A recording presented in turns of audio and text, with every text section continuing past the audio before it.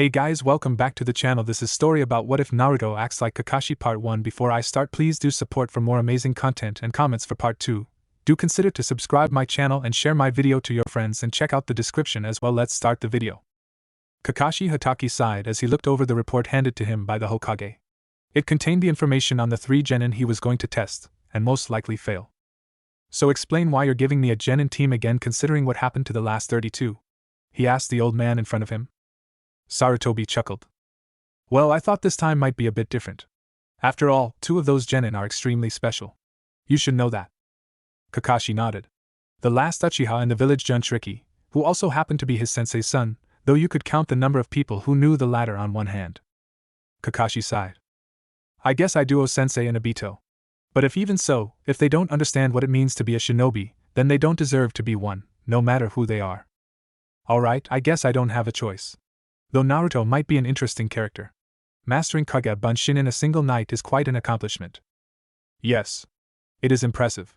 Though that isn't the main reason why you should keep an eye on him, Sarutobi said. Huh. After that incident, he's changed. Mentally anyway. He still looks the same and sounds the same, but it's like his personality has changed almost fundamentally. When I first saw this, I checked the seal with his permission. There wasn't any weakening or any change for that matter. I'm not sure what happened, but I think his mastery of Kage Bunshin may have something to do with it. It's not really a bad change. Just be ready for some weird stuff. He'll probably surprise you. Okay, surprise? I'd like to see that. As Kakashi stopped at the door to the classroom, 3 hours later of course, he noticed a sound coming from inside. TK TK TK TK TK TK TK. If he had to guess, Kakashi would say that it sounded like a pencil being tapped against a desk. He was about to open the door when he heard a voice from inside. Naruto Baka. Stop tapping that damn pencil. It's been 3 hours, said the shrill voice of a girl. Must be the Haruno girl. The tapping then stopped. Kakashi heard a stressed thank you from inside. He was about to open it again when he heard another sound. TK. Kakashi's sweat dropped and quickly opened the door in order to prevent possible bloodshed. As he did, however, he felt a strange rushing of air, and the next thing he knew, he was sitting at a desk in the room. Before he had time to register any of this, a fist connected with his face, sending him into the adjacent aisle. Regaining his bearings and getting to his feet, Kakashi saw a young girl, frozen in shock with her fist outstretched, having not moved since hitting him. Glancing over to where he was standing, he noticed a young boy with blonde spiky hair standing at the door with a satisfied smirk on. Realizing he had just been the unwilling subject of a kawarini, Kakashi spoke. Well, my first impression of you is I hate you. Come to the roof. He then poofed away. A few minutes later, Kakashi was sitting on the rail on the edge of the roof, the 3 would-be genin sitting on the steps in front of them. Kakashi examined his new charges. Sitting on the far right, from his perspective, was black-haired, which kind of resembled a chicken but boy with a brooding expression. He had black eyes and was wearing a navy blue shirt and white pants with his headband tied around his forehead. The last, second to last, Uchiha, Sasuke. Sitting next to him was a pink-haired girl with green eyes wearing a red dress and her hide tied around the top of her head. She would occasionally shoot a dreamy glance at Sasuke. Sakura Haruno according to the file. And finally, sitting next to Sakura was the blonde that had kawarimi'd with him to avoid the former's wrath. Naruto Uzumaki. He did bear a striking resemblance to his father, with his blonde, spiky hair and blue eyes. He was wearing a plain black t-shirt and plain black pants with his headband tied around his neck. His sitting position alone said how accurate, or inaccurate as it was, his profile was and how much he had apparently changed. According to his profile, Naruto probably should have been sitting up with barely contained energy. Instead, Naruto had sat down on the top step and was now laying on his back, staring up at the sky, looking bored. Alright, I guess we'll all introduce ourselves. Pinky, you first. Sakura looked annoyed at the nickname but didn't comment on it. Instead, she looked confused. Sensei, what exactly are we supposed to say? Okay, just how did she get such high marks at the academy? You know, name, likes, dislikes, hobbies, dreams for the future. Well then, why don't you go first, Sensei? Naruto spoke up. You're still awake? Sasuke said in a mocking tone. Nope, Naruto replied, leaving everyone thinking, huh? Well, my name's Kakashi Hatake. I really don't have any likes or dislikes. Dreams for the future, while I do have some hobbies. So all we learned is his name, huh? Wait, why do I care? Oh well. Alright, Pinky, you're up. My name is Sakura Haruno. My likes are Sasuke-kun. My dislikes are Inobuta and Naruto Baka. She pretty much yelled while glaring at Naruto. Do I look like I care? And since we all know that her hobbies are stalking Sasuke and her dream is to rape him, can we just move on? I'd rather listen to her mindless fangirl ranting as little as possible. Naruto spoke up. Sakura looked like she was shocked and ticked at the same time, while Sasuke just looked surprised. Kakashi realized that the Hokage hadn't been kidding about the kid changing so much if his classmates were this shocked by his behavior. He decided to follow the kid's advice. The girl was getting annoying. Okay, Emo, you're up. Sasuke looked annoyed for a second, but quickly schooled his face into one of the brooding emo that he was. My name is Sasuke Uchiha. I don't have any likes or dislikes. My hobbies are training. I don't have a dream. It's more of an ambition. To kill a certain man, and to revive my clan. No, you won't, Naruto said again. Apparently, this was a sore spot for Sasuke because he immediately glared at the blonde and spoke in a low voice with venom. And just why won't I? Because you can't electrocute a ghost. That's why. Only one thought was going through everyone's head. WTF? Alright, on that note, how about you go next? Silence. You still awake there? Yeah. I'm just thinking of what to say. Well, my name's Naruto Uzumaki, that's Maelstrom, not fish paste for the 206 time. He said / yelled, still from his reclined position. My likes, wow, pretty small list I guess, old man Sarutobi and Irika-sensei, considering they don't treat me like shit. And ramen, good stuff that. My dislikes, much bigger list, pretty much everyone in this village since they treat me like shit. Sasuke, since he's an arrogant, stuck-up prick, and Sasuke fangirls since they're annoying, whiny bitches who have no concept of being quiet for 2 seconds or even communicating in something other than screaming. I'm sitting right next to you. Sakura screamed at him, and kind of proved his point too from Kakashi's perspective, while Sasuke just smirked. At least he had realized the truth of the fangirl. I'm sorry, did you say something? I couldn't hear anything over the incessant screaming. Deciding to defuse the situation before Sakura tried to brutally murder Naruto, and himself or Sasuke getting targeted for possible kawarimi, Kakashi spoke up again. And your dreams for the future? Yes, Naruto replied as he sat up and glanced around as if thinking about his answer. What is my dream? Burn Konoha to the soil, maybe? Everyone looked at him, unease very apparent in their eyes, Kakashi especially. Just kidding, he said as he laid back down. I guess my dream would be. Be what? Melon. Naruto yelled as he sat up, scaring the shit out of everyone and almost making Kakashi fall off the railing. After everyone recovered, they looked at him like he was mentally retarded. In a way, he was. A melon? Kakashi asked. Your dream is melon. Naruto crossed his arms and looked serious. That's my story and I'm sticking to it. Baka!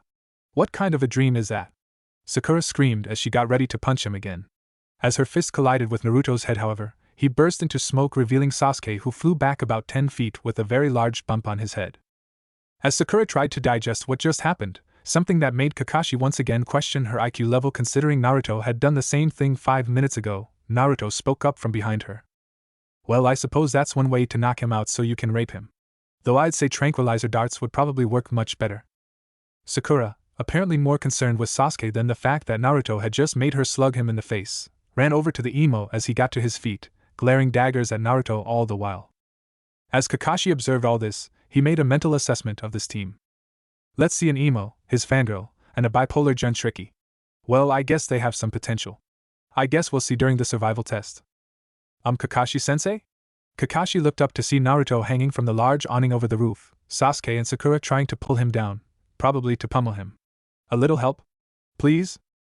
As his sweat dropped, Kakashi cleared his throat to get everyone's attention. Well, now that we're all done introducing ourselves, I think it's time to discuss the matter of your graduation test. This had the desired effect as this new prospect immediately grabbed Sasuke's attention, and Sakura seemed to have the attention span of a nail since Naruto was out of reach, either that or she was just mimicking Sasuke. But sensei, we already passed our genin test. That was only a test of whether or not you have the skill to become ninja. Whether or not you're worthy to become shinobi is up to your jounin sensei, aka me. So what is this test of yours? Naruto asked as he dropped to the ground. It's a survival training test. I won't say any more than that. Be at training field 7 tomorrow morning at 7 a.m. Oh, and don't eat breakfast. You'll just throw up. As the man poofed away, a variety of thoughts were going through the heads of the genin. Though more thoughts were going through the head of one than his companions. I must pass this test to defeat him. I have to pass this test, otherwise I'll never get close to Sasuke-kun. Well. Survival training? Against a jounin? This should be fun. Ah man. Survival training? Against a jounin? I hope we do okay. This will difficult. We will have to do some planning. Cool. Maybe we'll get to test out the new jutsus. And maybe see some new ones. The paint cans are attacking. The paint cans are attacking, I tell you.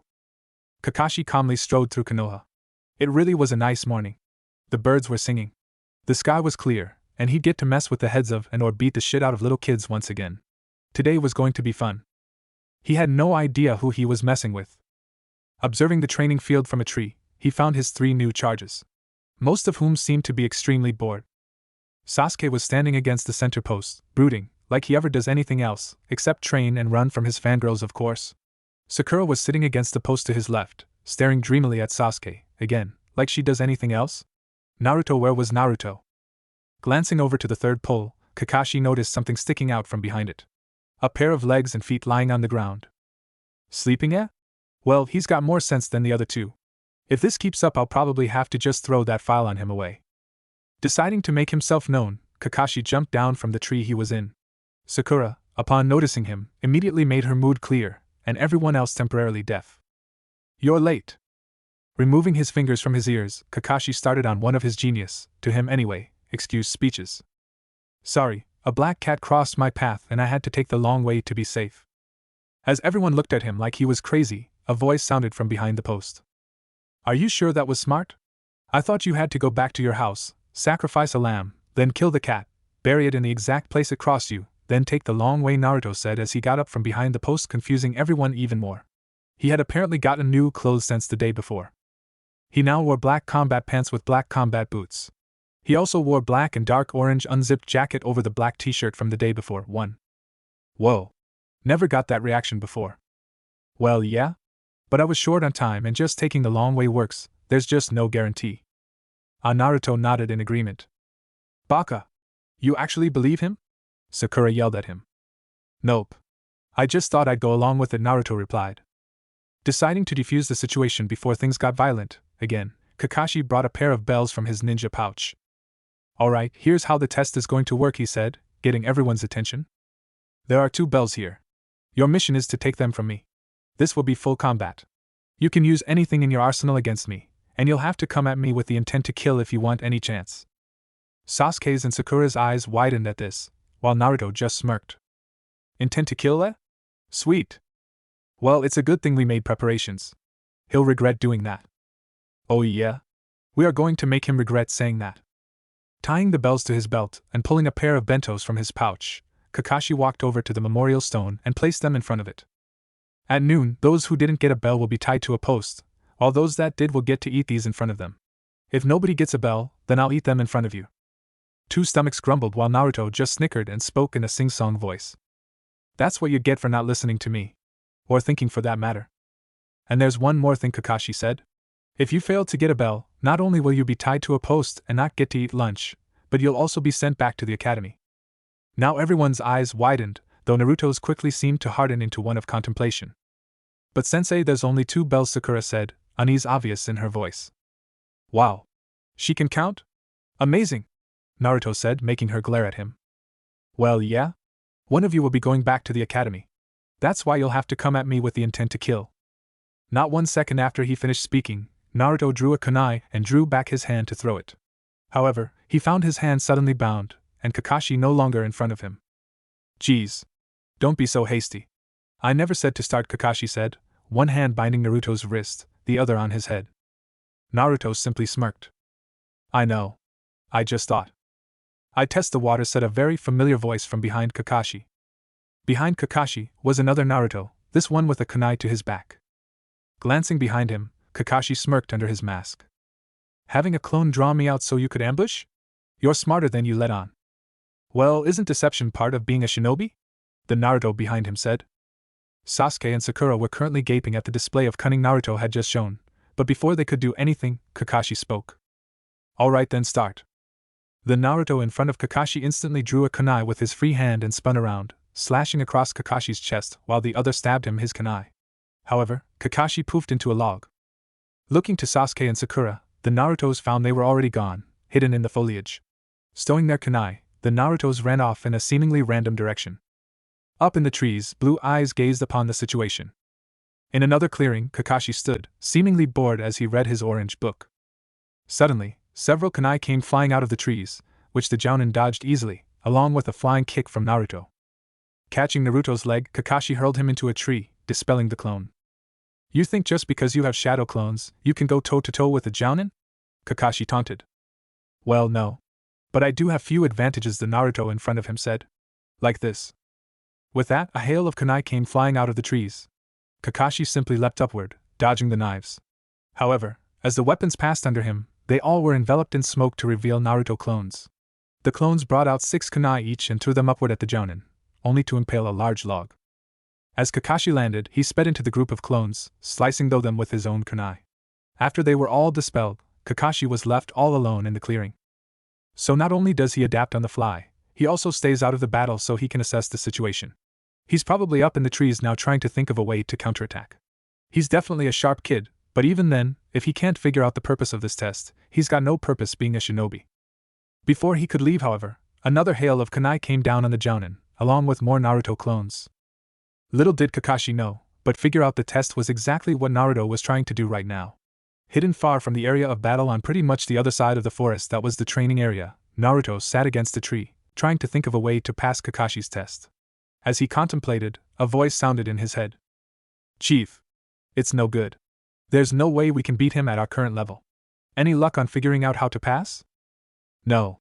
I haven't come up with anything yet. All teams, how much longer can you stall him? Naruto thought out his mental reply/order to the clones in question. A second later, 5 replies reached him. Fire Team Alpha's at 85. Fire Team Beta's at 91. Fire Team Charlie's at 87. Fire Team Delta's at 83. Fire Team Echo's at 85. Naruto thought over what he had just heard. Suddenly, a new message arrived. Chief. He's moving out. What? Damn it. Alright. Fire Teams Beta and Charlie, send out scouts and track him. All other teams, stand by and await further orders. Yes, sir. At that time, roughly 2 miles from Naruto's position, a grand total of 7 clones stood in the trees above the ground, hidden from sight from those on the ground, one of the clones in a sitting position with his hands making the ram seal with his eyes closed. The clone got to his feet and made a series of hand signs to another one, the other 5 being gathered around the second. The first clone made the hand sign for Kage Bunshin, followed by a gesture to his eyes, then covered his left eye with his hand, then swiped his hand across his neck and tapped his ear and pointed up. The second clone nodded and created 2 Bunshin. The Bunshin nodded and leapt off through the trees. At the same time, another group of clones were doing the same thing, while 3 other groups were doing just neck swiping onward, without creating any new Bunshin. Sasuke swore as he knocked down again by Kakashi. He was getting his ass kicked. Wasn't he the rookie of the year? Heck, even the dead last had gotten some good hits in. If the dead last could do it, why couldn't he? Damn it, Sasuke swore as he made hand signs, surprising Kakashi. Katon, Gakaku no Jutsu! Sasuke cried as he spat a giant fireball at the Jounin. When the smoke cleared, Kakashi was nowhere to be found. Did I get him? Suddenly, however, a pair of hands grabbed his feet and dragged him underground up to his neck. Looking up, he saw Kakashi staring down at him, obviously smirking. You know, maybe you should try taking some pages from Naruto's book. Or are you just too good to be imitating the dead last? Kakashi said as he turned to leave. Neither one of them noticed the blonde boy watching them from the trees. Commander. He's incapacitated, Sasuke. He's moving out now. I recorded some interesting information. I'll send it back now. A puff of smoke later and all trace of the clone's existence was gone. Naruto smirked as the information from the clone that witnessed Sasuke's battle was relayed to him. Gakaku? Yeah. That should come in handy. His smirk changed into a groan of exasperation as he was relayed the information concerning Sakura's battle? Well, more like a pathetic knockout. That in turn changed to one of seriousness as a clone relayed a message to him. Sir, Kakashi's been sighted in the clearing from before. If we don't move now, he may come after us next. Any luck on what he wants? Our teamwork alone just isn't going to cut it. I know. Wait. Teamwork, yeah, that may be it. Chief? I figured it out. All teams, prepare to move. Charlie team, locate Sakura and brief her on the situation. Delta team, do the same for Sasuke. We'll need them for this. Fire teams Alpha, Beta and Echo, engage Operation WTF. Understood, sir. A dark smirk spread across Naruto's face. Alright, sensei, let's see you squirm. In the middle of the clearing, Kakashi stood, reading his porn. Little did he know, he was in for the shock of his life. Suddenly, Kakashi jumped out of the way of a hail of kunai. Doing the same thing over and over isn't going to get the job done, Naruto, he taunted. Maybe you show. He was cut off as he was forced to dodge a sofa. What the? This was quickly followed by tables, chairs, trees, roof tiles, more chairs, stuffed cats, real cats, and many other random objects. As Kakashi dodged a lawnmower, he yelled out the question anyone would be asking themselves. Where is he getting this stuff? Deciding to test the theory, he hit an oncoming telephone pole with a kunai. The pole poofed away. So he's having his bunshin henge into random objects and throwing them at me? Okay, this kid has issues. Though it is effective. What the? His train of thought stopped as about 200 clones all jumped high into the air above him. The clones all made the ram hand sign and Kakashi tensed as he prepared for an attack. It would be a futile effort. The clones cried out as smoke obscured them. Tajo bunshin henge. As the smoke cleared, Kakashi's mouth dropped, and he thought only one thing. WTF? Trojan bunny. The clones had hinged into a giant wooden rabbit that was now falling on Kakashi. Realizing that this could be a serious threat if he didn't do something, Kakashi made hand signs as the bunny fell on him. Raikiri, the legendary lightning blade, easily cut through the hinged clones, dispelling the large rabbit. In the trees above him, only one thought was going through several clones' heads. Operation WTF success. Sasuke struggled to dig himself out of the hole Kakashi had buried him in. He was just about to yell out in anger when he heard chuckling. So the great rookie of the year buried up to his neck in dirt. Man, I wish I had a camera right now, said Naruto, standing up in a tree above the clearing. What do you want, dead last?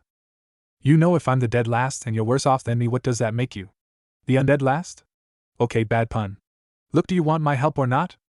Sasuke looked surprised for a second, then schooled his expression. I don't need your help. You'll just weigh me down. Well, with that attitude you'll never pass Kakashi's test. Look, I'm only doing this because we all need to fight him in order to pass. Hear me out, and I'll dig you out, okay? Okay. Good. Naruto then created a clone which then Kawarami'd with Sasuke, causing him to be pretty much warped out of the hole. It saves effort, Naruto explained. Okay, what is this plan of yours? Alright. Kakashi said that we have to get a bell to pass, and there are only 2 of us. Therefore, only 2 of us can pass, right? Yeah. I know that, Sasuke replied. Wrong. How many genin teams have you seen that are composed of less than 3 genin and 1 jounin? Watching Sasuke contemplate this, Naruto continued. Exactly. You haven't. That's because there are none, excluding those that have lost a member. If you remember from our history lessons, when the Shodaime first came up with this system, he made it law that all new genin teams would be composed of 3 genin and 1 jounin sensei. The only one that can override that law is the Hokage in special circumstances. So unless Kakashi is bluffing, he's committing a federal offense.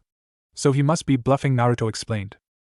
Sasuke was now looking at him like he had just grown wings, tails, and giant spikes out of his spine. Naruto's sweat dropped. Look, let's just say something's happened and now I'm a lot smarter than before. But we don't have time to talk about it. Sasuke quickly schooled his face again. So what's your point? My point is that it's all or nothing. Either we all pass or none of us pass. And here's how we do it. This test is supposed to test our teamwork. The bells are only a diversion to split us up. What he wants is for all 3 of us to make a combined effort to get the bells. In other words, teamwork. If we do that, then we'll pass. I guarantee it. You sure about this? Positive. The chief's a lot smarter than you give him credit for. Now come on. Another team's getting Sakura. We're meeting near the main clearing, Naruto said as he turned to run off. Wait. Who's this chief? Sasuke asked as he followed him. The original, of course. Oh yeah, I forgot to mention I'm just a clone. Sasuke was gaping, but quickly followed the clone. He never noticed the clone that had switched with him now looked like him. Near the said clearing, Naruto watched as Kakashi dispatched another wave of clones, these having hinged in ostriches. A message from the retrieval teams then reached him. Chief. We're in position. Good.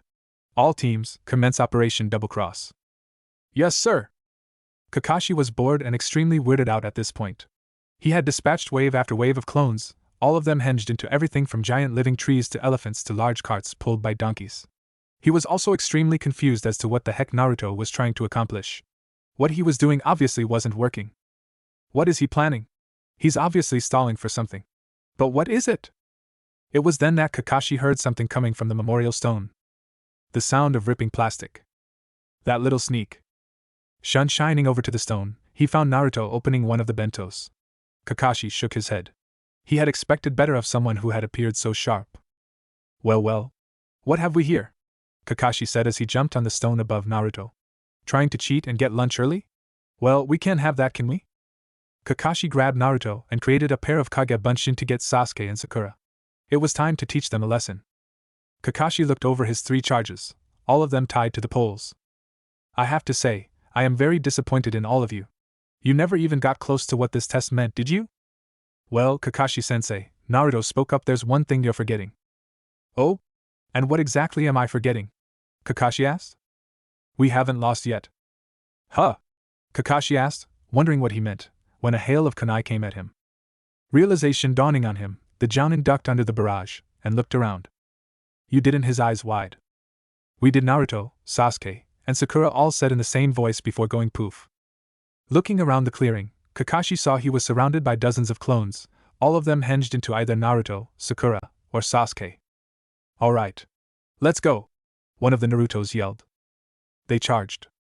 Kakashi drew a pair of kunai and began hacking through the clones, until he heard a familiar yell. Katon, Gakaku no Jutsu! Sasuke yelled as he let loose a massive fireball, followed by a cloud of kunai and shuriken by Naruto and Sakura. Kakashi dodged the first few kunai and was about to jump away when he noticed something. He couldn't move. The kunai that he had dodged had really been henge clones, that were now holding him down. Quickly running through hand seals, Kakashi cried out. Suetun, Suijin Hiki! A large wall of water appeared around him, shielding from the fireball. As the wall fell, Kakashi, panting, looked to the 3 genin in front of him, the clones having spread out and dispelled their henge. So Kakashi-sensei, do we pass? Said a smirking Naruto. Well, you never got any bells, Kakashi said. Actually, Naruto said before disappearing in a poof, making Kakashi check his belt. The bells were gone. Glancing behind him, Kakashi gaped, along with Sasuke and Sakura. Standing on the lake behind them were easily 100 Narutos. The clones parted, as one of them walked through, the 2 bells resting in his hand. We did with that, he snapped his fingers. Hundreds of Narutos appeared on the trees around them, popped out of the ground, and came out of the water. While Sasuke and Sakura stood gaping, Kakashi shook his head. This is the first time we've seen you today, hasn't it? Yep. Even the Naruto that was waiting here was one. I've been at least 200 feet from any of you this entire time. With that, Naruto tossed the bells to Sasuke and Sakura. So as I was saying, do we pass? I guess you do, Kakashi replied. Kakashi carefully concealed his presence as he stood on the edge of a large clearing not unlike the one he had been in a few minutes ago. After passing them, his students had gone their separate ways. Sasuke had headed off to the Uchiha district to train, Sakura following him like a giant magnet. However, there was still something Kakashi needed to check on. And some answers he needed. Flashback. I guess you do, Kakashi replied. Naruto and Sasuke smirked and Sakura cheered. Naruto then surprised everyone again by closing his eyes and holding his hands in the ram sign. As it on K, all of the clones did the exact same thing. Then, all of the clones suddenly disintegrated. And they didn't create the normal poof of white smoke that usually accompanied the dispelling of a clone. Instead, they seemed to simply evaporate into thin air. Not unlike the concealment genjutsu Kurinai used, Kakashi noted. Making sure none of his genin were looking, Kakashi pulled his hidey eye up to reveal his other eye. A fully matured Sharingan, the final, parting gift from his teammate, Obito Uchiha. Looking on with his partial Dojutsu active, Kakashi gasped at what he saw. The clones were being converted back into pure chakra. The basic theory of the Bunshin Jutsu was molding pure chakra into an ethereal construct that looked to be the original, but had no physical form. The theory of the Kage Bunshin was molding so much chakra that the construct it created had a physical form. Though most of the bodily functions, such as breathing and sleeping, were outside the reach of the construct, it retained the ability to think, to a degree. Most Kage Bunshin did not have the ability to achieve thought processes on the same level as their creator, though all memories gained through their life would be funneled back to the user upon their dispelling. In short, Kage Bunshin took far more chakra to create than normal Bunshin. What Kakashi was seeing right now was nothing short of incredible. The chakra the clones were being converted into was flowing back into Naruto. The boy was currently the center of a mystifying swirling vortex of blue chakra as the clones evaporated. Kakashi was awed by the display, since he was the only one who could see it thanks to his Sharingan. Naruto had done what no one else had done before. He had found a way to return the chakra consumed by using Kage Bunshin, making the total net loss practically zero. What was also incredible was that Kakashi noticed that each clone seemed to be being converted into more chakra than a normal clone should have. meaning that Naruto's clones were made up of more chakra than usual. After about 30 seconds, the display ended as the last of the chakra funneled into Naruto's tenketsu. With that, he brushed imaginary dust off of his jacket, turned around and walked off. See ya. I'm going to go do some training. End flashback. Now, Kakashi was standing on the edge of the secluded training spot he had followed Naruto to. Whatever training he was doing, Naruto didn't want any observers. Kakashi knew he should be respecting his students' privacy, but too many things didn't add up. Something did happen that night when he learned the Kage Bunshin no Jutsu, and Kakashi needed to find out what. If nothing else, to gauge his skill and abilities. Or rather when Team 7 found themselves in a combat situation, Kakashi, as their commander, would need to know how Naruto's skills could be utilized. Naruto now stood in the middle of the field. He had found this spot a few days before when he was looking for a secluded spot to train. This large field was around 6 acres and was situated on top of the Hokage mountain, directly behind and to the right, from the rest of the village's perspective, of the Yandame's head. It was far away from any kind of settlement. The closest was a small cluster of observation centers and a weather station behind the Yandame's head. There wasn't even a path there. There was a small lake with a waterfall on the eastern side that fed into a stream that ran through the clearing. Naruto hadn't explored past the waterfall, though he intended to at some point. Along with several large rocks and the dense surrounding forest to muffle noise, it made a perfect training area for him.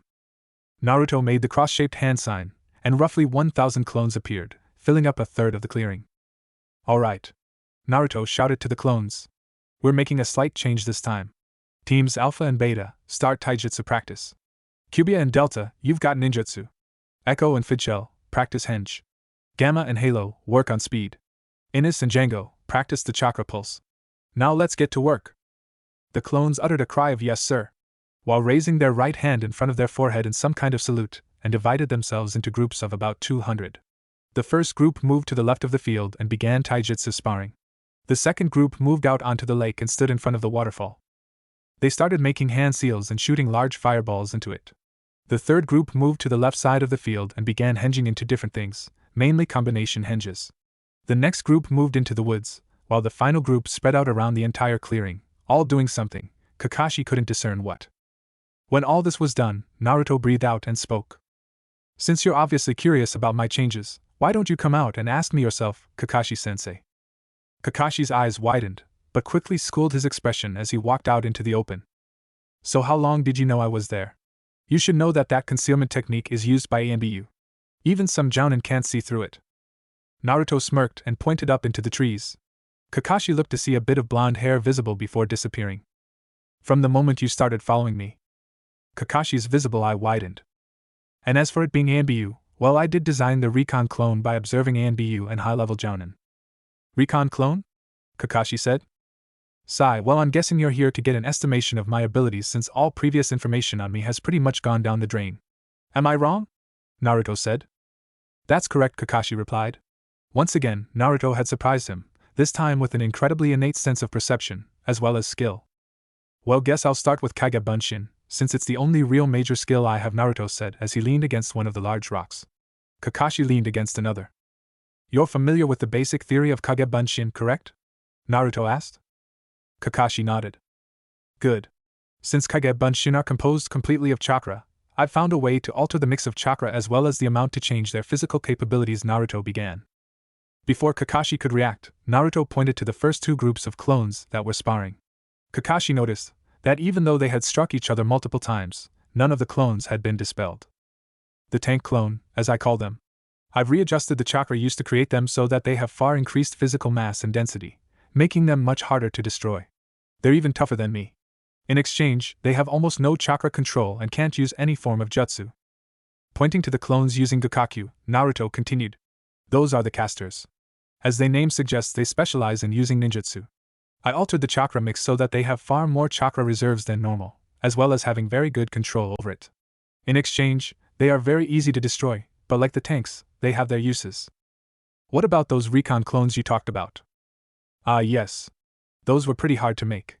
With the way I've altered the mix of chakra, their physical density, strength, chakra stores, and general combat abilities have been reduced to near zero. In exchange, they have incredibly high senses of sight, smell, and hearing. They can also travel at very high speeds, thus making them the perfect scouts. Kakashi nodded but then spoke.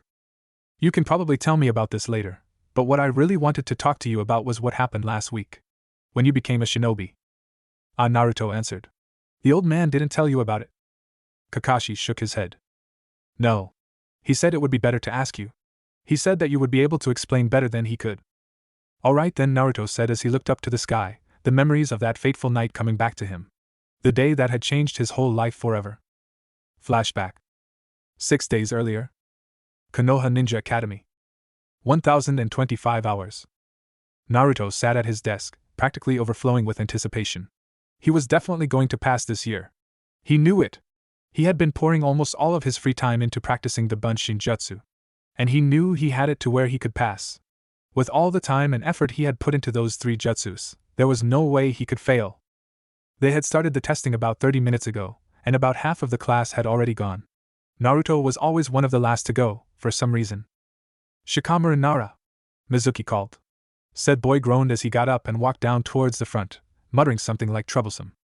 As Shikamaru took the exam, Naruto began staring off into space. His thoughts wandered back to those weird dreams he'd been having the past few days. They were, to put things bluntly, weird as hell. For the most part, Naruto's dreams were nothing special. They'd have him doing things like becoming Hokage, Sakura finally seeing how much better he was than that bastard Sasuke, or him eating a whole lot of ramen. But these were different. They had started 5 days ago, and had been greatly different each night. The first night had been peaceful if there was any word that Naruto could describe it with. He had seen a lush green landscape, crisscrossed with rivers and streams. They originated from a massive waterfall that fell from a great cliff that went around in a complete circle.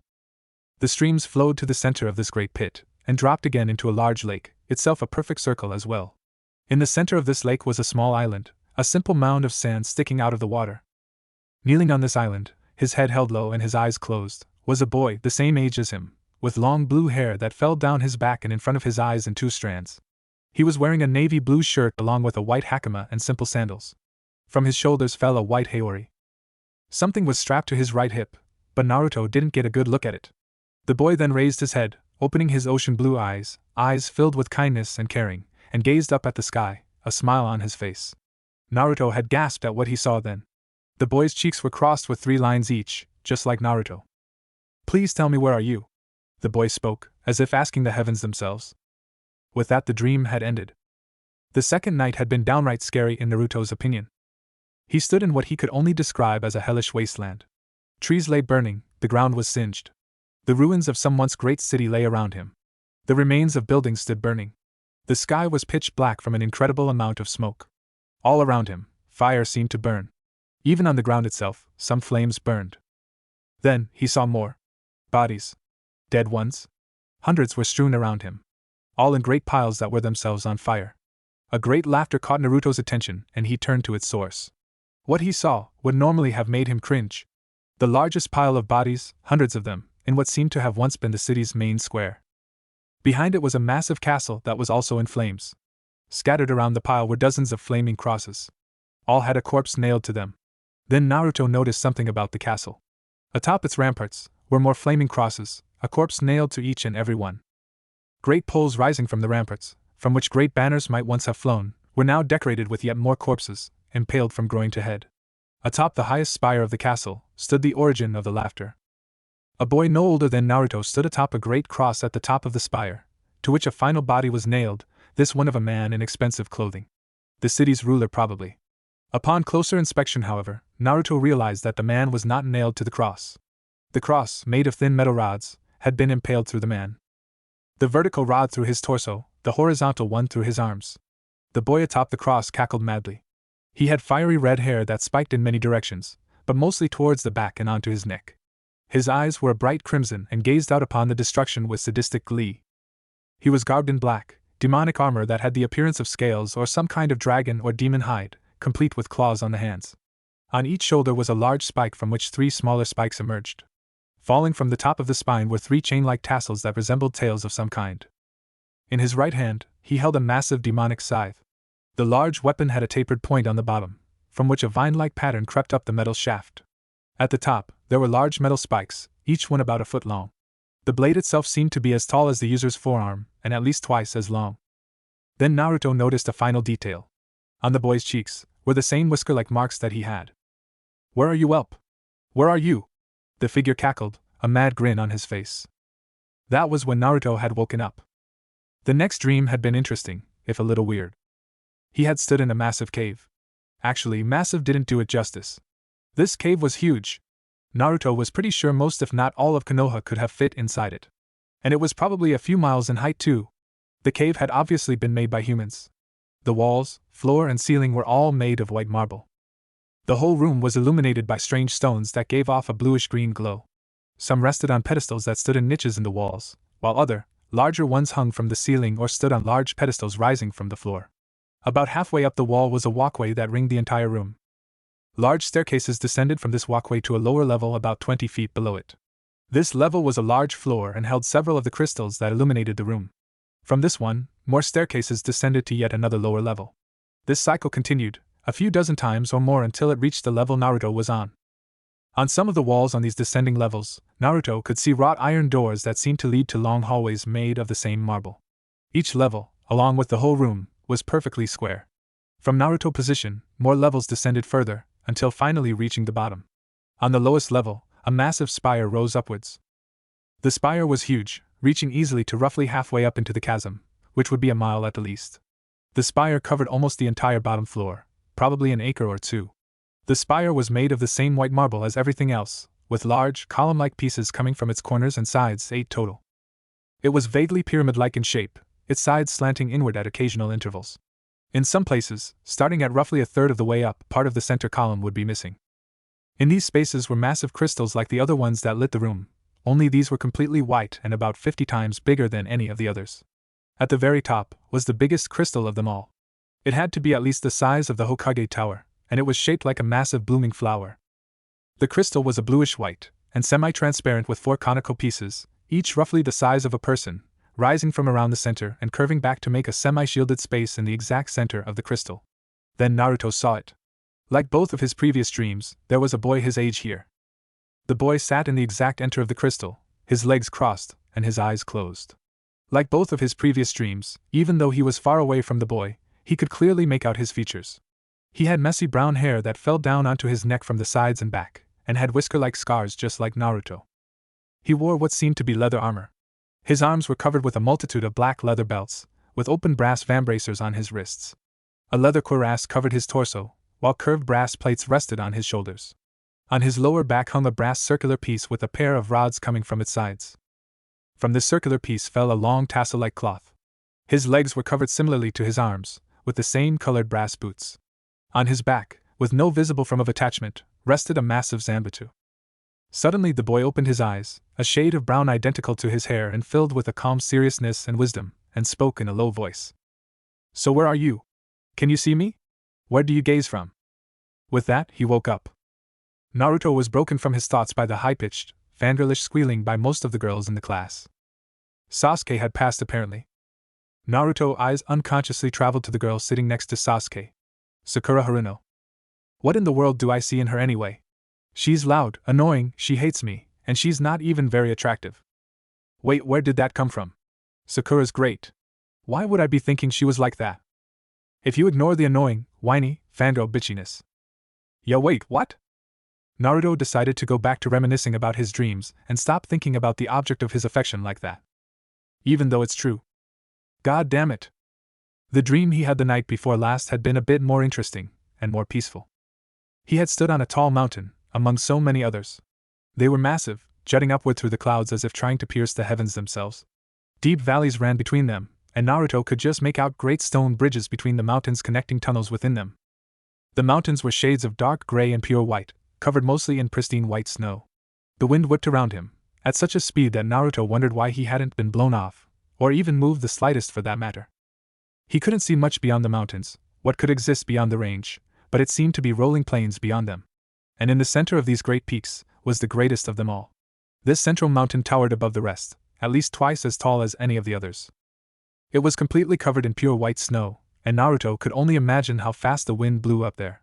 Standing atop the summit was a boy, just like his previous dreams. Like the others, he was about Naruto's age, and had the same whisker-like marks on his cheeks. Also like the others, this was where the similarities ended. His hair was pure white, just like the snow-capped peaks around him, and jutted out in large spikes. His eyes were an equally pure white and filled with joyous mirth, which was complemented by the large smile on his face. He was dressed in red, orange, brown, and yellow clothing. Tiny belts covered most of his shins and a few parts of his thighs. A leather belt, with 2 looping additions on the side, held his multicolored pants up.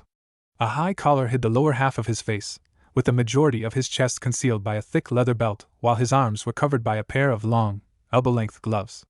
Hanging from the back of his waist was a pair of oddly shaped wakizashis. The boy seemed to sigh in a sort of exasperated manner. "So I wonder where you are. I hope you come out soon. That's when the fun's gonna start," he said in a cheerful voice that seemed to carry on the howling wind. The final dream, the one he had last night, had been different. For one thing, he hadn't been standing on the ground, or any surface for that matter. He had been simply floating in a great void, with many objects floating around him. What was really odd was that there was no real theme to the objects around him. They ranged from chairs to paintings to buildings to assorted fruits to a dead rabbit made of ships and corn. How that was possible, Naruto had no idea. That was in front of him. He also saw a few kujims, whatever those were. It was then that he saw his semi-lookalike in this dream. The boy had blonde hair like Naruto, but it was a fair brighter shade of yellow, and fell on the sides and back of his neck in odd braids. He was wearing a simple orange t-shirt and black pants. His eyes were a bright yellow filled with something, Naruto couldn't figure what. The boy sat on one of the kujims, and in his left hand was a leek. In his right was a chicken, held by the neck, and squawking madly. Suddenly, the boy ate the chicken, and the squawking was done with. "Where are you?" the boy said in a seemingly dark tone. "I have a chair rat for you," he said, changing immediately to a cheerful, sing-song tone, which made Naruto a little creeped out. The boy then yelled, "Return my lawnmower, heathen!" Naruto had woken up that morning thinking, WTF? Naruto was broken from his thoughts as he heard his name called by Iruka-sensei. "Naruto Uzumaki," Iruka called from the front. Naruto smirked as he got to his feet and walked down the aisle. Now was the time to finally show everyone that he wasn't the dead last everyone thought he was. He stood at the front of the class before Iruka-sensei and Mizuki-sensei, ready to pass this damn test. "Alright Naruto, let's start with the basic." Henge Mizuki began. "Transform into a perfect copy of Iruka." Naruto smiled as he made the ram hand sign and was obscured in a cloud of smoke. The smoke dissipated to reveal a perfect copy of Iruka. "Very good Naruto," Mizuki said. The Iruka in front of him went poof to reveal Naruto again. "Now Naruto, perform the kawarimi with that chair over there," Iruka said as he pointed to a chair and then threw a chalk eraser at Naruto. However, as it hit Naruto, he went poof to reveal the chair, which was where Naruto was now. "Good Naruto. Now all you have to do is make 2 perfect bunshins and you pass," Iruka said, smiling at the blonde. He was confident Naruto could pass this year. He had seen how much effort Naruto had put into making sure his bunshins were perfect, despite how much trouble he seemed to have with it. "You can take your time with this one Naruto. I know how much trouble you have with the bunshin jutsu," Iruka said to Naruto, knowing how much this meant to the boy. Nodding, Naruto adopted a face of concentration as he held the ram's seal and began to gather his chakra for the jutsu. "Come on. Gather the chakra, concentrate it. I have to get it this time." He knew he'd be able to make the bunshin right this time. He had done it like this dozens of times over the past week. He knew he'd get it right this time. He felt his chakra being pulled from his central coils. He felt it as he molded it to make the bunshin. He felt it rush through his chakra network as he began to release it. "Where are you, destined child? The time is nearly upon us." Naruto's eyes widened as he saw a flash of silver light, and for one instant, saw a pair of mismatched eyes staring at him from a shrouded face. The left eye was a dark crimson, and had an odd symbol in it. The symbol was black and was made of 3 curved blades with a crimson dot in the center, from which curved red lines ran up each of the blades. From the back curved side of each of the blades, a smaller blade angled downward and connected with the blade behind it. From the juncture where each of the larger blades met the next one, emerged a smaller curved blade. The right eye was a dull gray, filled with concentric circles, one inside the other. Though it was more simplistic, it seemed to radiate just as much power as the left eye. Though the face that held the eyes was shrouded, Naruto could make out strands of silver and black hair falling in front of the eyes. Naruto didn't have any time to think about this as he released his gathered chakra into the jutsu. However, just as he did, he felt his chakra network flooded with something. He couldn't describe what it was. It didn't feel like his normal chakra. It really didn't feel like anything, or at least anything Naruto had felt before. But there was one thing Naruto could liken it to. Power. It felt like pure power. Naruto could think of no other word to describe it. As it flooded his body, he felt like he could do anything. Like he was invincible. And it wasn't the amount of the chakra that mattered. In fact, it was only a small amount. His own chakra capacity was greater. No, this chakra seemed to radiate pure power. It felt more powerful than any chakra Naruto had felt before, even Old Man Hokage. Naruto was broken from his thoughts as he realized that this new chakra would mess up his jutsu. He desperately tried to call his chakra, and this new chakra, back. But it was too late, and his chakra, combined with whatever this other chakra was, erupted from Naruto's tenketsu. With spectacular results. Hinata Hyuga was sitting in her seat, almost at the back of the class, watching the blonde-haired boy she admired and loved. She was currently watching his testing, Byakugan activated. No, she was not using it for anything perverted this time. She was actually watching Naruto's chakra system, to see if everything was alright when he didn't use the clone jutsu immediately. She saw him gathering chakra and it looked like he was about to release it into the jutsu. That was when Hinata noticed something odd. She noticed something strange about Naruto's chakra system. It was pulsing, almost violently, as if something was within it, trying to get out. Then, Naruto released his chakra to perform the jutsu. That was when all hell broke loose. Twin great flames of silver chakra appeared in Naruto's closed eyes. Then suddenly, an even greater silver flame appeared over the odd spiral pattern on his navel, and the silver chakra seemed to inundate Naruto's entire system as he released the jutsu. The silver chakra rushed through his tenketsu, and through the chakra-seeing sight of the Byakugan, Hinata saw Naruto light up like a supernova. Were it not for the fact that she shut off her Byakugan immediately, Hinata was sure any Hyuga would have been blinded by that blast of chakra. The outpouring of Naruto's chakra didn't stop at just a light show for those that could see chakra. As she turned off her Dijutsu, Hinata almost shivered as a literal wave of chakra washed over the entire room, dissipating on its walls and ceiling. Hinata could tell she was not the only one to feel the effects of this shockwave, as several others in the class made it known. What the hell was that? One Kiba Inuzuka yelled out. Naruto-kun, Hinata thought. Naruto's eyes widened as he felt the outburst of chakra blast out of his tenketsu. And just like that, all of the strange, powerful chakra he had felt was gone as well, without any trace of its existence. Naruto, Iruka started in a sad and disappointed tone, I'm sorry, but I don't think you can pass for that display. What? Naruto yelled, spinning around at his sensei in disbelief, only to realize he hadn't created any clones. He's right, Naruto Mizuki said, you just expelled all of your chakra in one burst instead of molding it into the clones.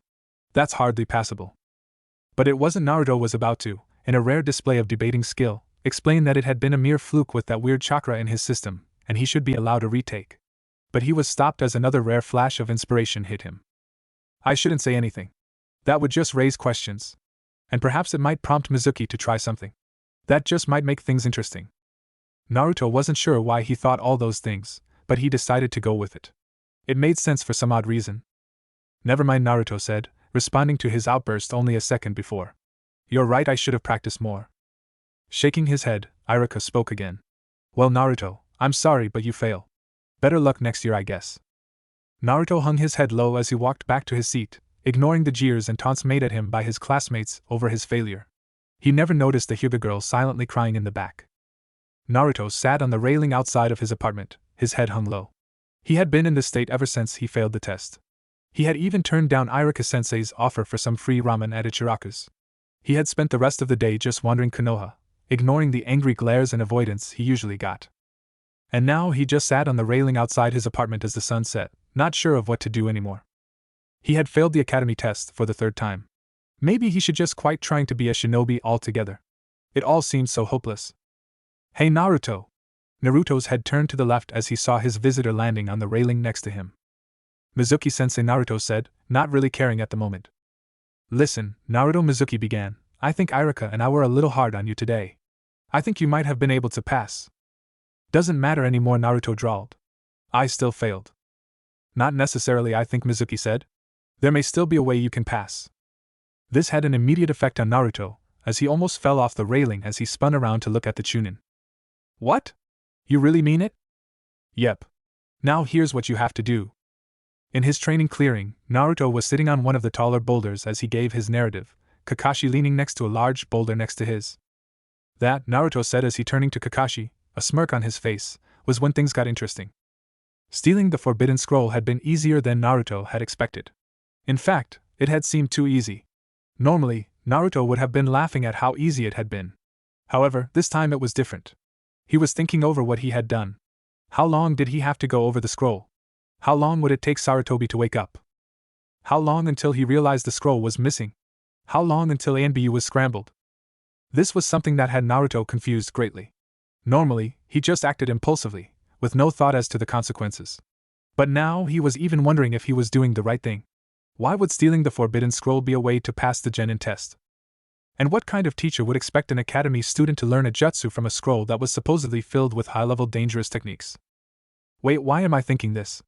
Mizuki-sensei said that if I did this, he'd pass me. But what if he's lying? Too much of this doesn't make sense. And I'm just an academy student. How could he expect me to learn a high-level jutsu? Naruto shook those thoughts from his head.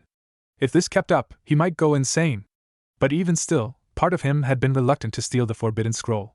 Another thing that confused him was another thought that had been going through his head. Sweet. I get to learn some jutsus from the Forbidden Scroll. Man, I wonder how many academy students get to do this? It wasn't so much of those thoughts, as Naruto had understood that completely, it was what he had also thought of it. This should give me quite an edge once I become a genin. Having a high-level jutsu would make one hell of an ace. Now Naruto could understand that, he just didn't normally think like that. As he reached the shack where he was supposed to meet Mizuki-sensei, Naruto took the scroll off his back and unrolled it. Sitting down against a tree, Naruto looked at the first jutsu he saw on the scroll. Kage Bunshin no Jutsu, ah man! More clones, he yelled out in exasperation. He couldn't even do the normal Bunshin jutsu. How could he do something that was even harder? But then if I can get this jutsu down, then shouldn't everything else be easy? I mean, this is probably the hardest one in the scroll for me. Naruto's eyes perked up at this thought. Yeah, if he could do this one, he could do anything. Filled with new determination, the blonde glanced over the jutsu description before coming to the seals. Thankfully, only one hand seal was required for the jutsu, though Naruto noticed it also required a very large amount of chakra. Nodding to himself, Naruto set the scroll down as he stood and made the cross-shaped hand seal for the technique. As he did this, he began molding his chakra like he had done for the normal Bunshin, but he realized he would need a lot more to meet the requirements. Not being one for modesty, Naruto drew on as much chakra as he could, something he'd never really done before. If he hadn't been so focused on the jutsu, Naruto would have noticed something seriously wrong. He was beginning to emit an aura of sky blue chakra, something not even some jounin could do. Naruto knew his chakra control was no good, so in another rare flash of inspiration, he seemed to having these a lot lately, he realized that he'd have to compensate by using as much chakra as he could. When he was channeling as much as he possibly could, he released his molded chakra in a blast as he called out the jutsu's name. Kage Bunshin no Jutsu. It was then, right then and there, that Naruto, the class clown of the academy, the prankster of Konoha and the dead last of the ninja academy died. Naruto gripped his head as voices yelled about him, calling him. Please tell me where are you, came a soft, calm voice. A voice that ran through his head like running water. Where are you, whelp? Where are you? Came a louder, more forceful voice.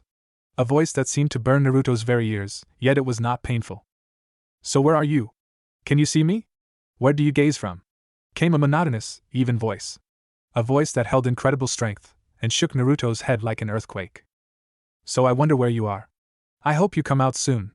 That's when the fun's going to start, came a cheerful, mirth-filled voice. A voice that came through Naruto's ears like a gust of calm wind. Where are you? I have a chair right for you, came an odd sing-song voice. A voice that jolted Naruto like he had just been shocked with electricity. Naruto clutched his head as the voices called to him again and again, trying to find his answer. A great pain assaulted him, his head seemed like it was ready to burst. All of this seemed so alien, so different. Where are you? Where are you? Where are you? Where are you? Where are you? Destined child? The voices, Naruto knew them, they were so much like him. No, they were him. This was him. The pain vanished, and Naruto's hands dropped to his side. New emotions, new feelings, new thoughts, things he wouldn't have been able to comprehend 5 minutes ago resonated through his mind. His face set in a determined glare, Naruto called out the voices, to himself. I'm right here. The voices stopped, and Naruto opened his eyes to find he was still in the clearing, and that no time had passed. Raising his hand in front of his face, Naruto stared at his palm, as if trying to read some language that only he could understand. He had stared at it for only a few seconds before he clenched his hand into a fist, a smirk on his face that most would find completely alien on him. Orders, sir? Naruto looked past his clenched hand to find 5 clones kneeling in front of him, their heads bowed. The fact that he was just successful in what should have been his most difficult technique seemed irrelevant to the blonde as he addressed the chakra constructs. Sir? You're not acting how I would have expected. The center clone raised his head and spoke. You are the original.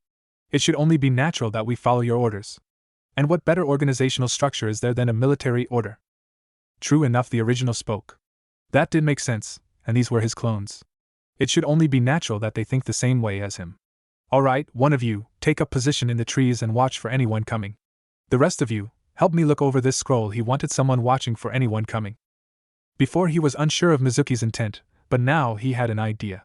He didn't know why Mizuki wanted him to steal the forbidden scroll, but he was assuming it was something bad. Sarutobi hadn't known anything about it, that alone warranted doubt. So right now Naruto was assuming the worst-case scenario. Hope for the best, plan for the worst. He knew that Sarutobi would probably be awake by now and would have scrambled the pursuit team. If his hunch was right, and Mizuki did want the scroll for himself, that's when he would make his move. Most likely he was counting on Naruto's ignorance, stupidity, and naivete. But now, Naruto was anything but those. If Mizuki did make a move, Naruto would be ready for him. Yes, sir. The clone to the far right ran to one of the trees pointing towards where Naruto had came from and quickly scaled it to one of the lower branches where he'd have a good view of anything coming. The other four moved with the original to the scroll and began looking over it. Smirks spread over all of their faces as they began reading. The old Naruto might not have been able to understand the true significance of what he held, but in his new, enlightened state, he understood completely. He was currently holding one of the greatest jutsu archives in the world, and he intended to make as much use of it as time allowed. Mizuki, you poor fool. Let us see who is the tool now, shall we?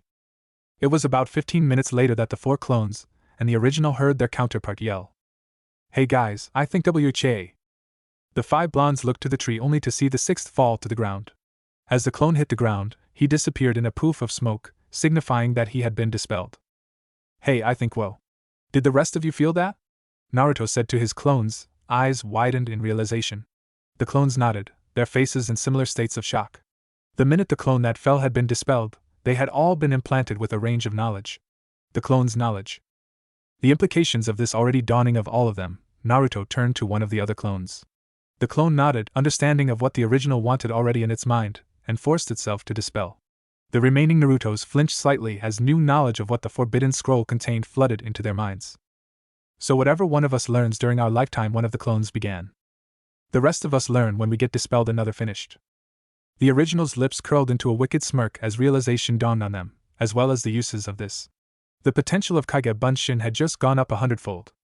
His eyes widened as he remembered that the clone in the tree had seen someone coming. That was why he had been calling to the rest of them. And with the amount of time they'd spent discovering this newly found feature of Kage Bunshin, they knew newcomer would be on top of them any second now. Naruto acted quickly and spoke in a low voice as he rolled up the scroll. The rest of you, dispel now. The clones nodded as they vanished in a poof of smoke. Naruto flinched slightly as the memories of all they learned from the scroll were assimilated by his mind. He had learned a few useful jutsu, but he'd probably need to practice them before he could use them effectively, something Kage Bunshin would make far easier. But right now he had more important things to worry about. Strapping the scroll to his back again, Naruto sat against one of the trees, fainting exhaustion. If it was Mizuki, he'd have to pretend to still be a naive idiot. At least long enough to figure out his intentions. If they were bad, well, with Kage Bunshin and the element of surprise, Naruto was confident he could take the Chunin.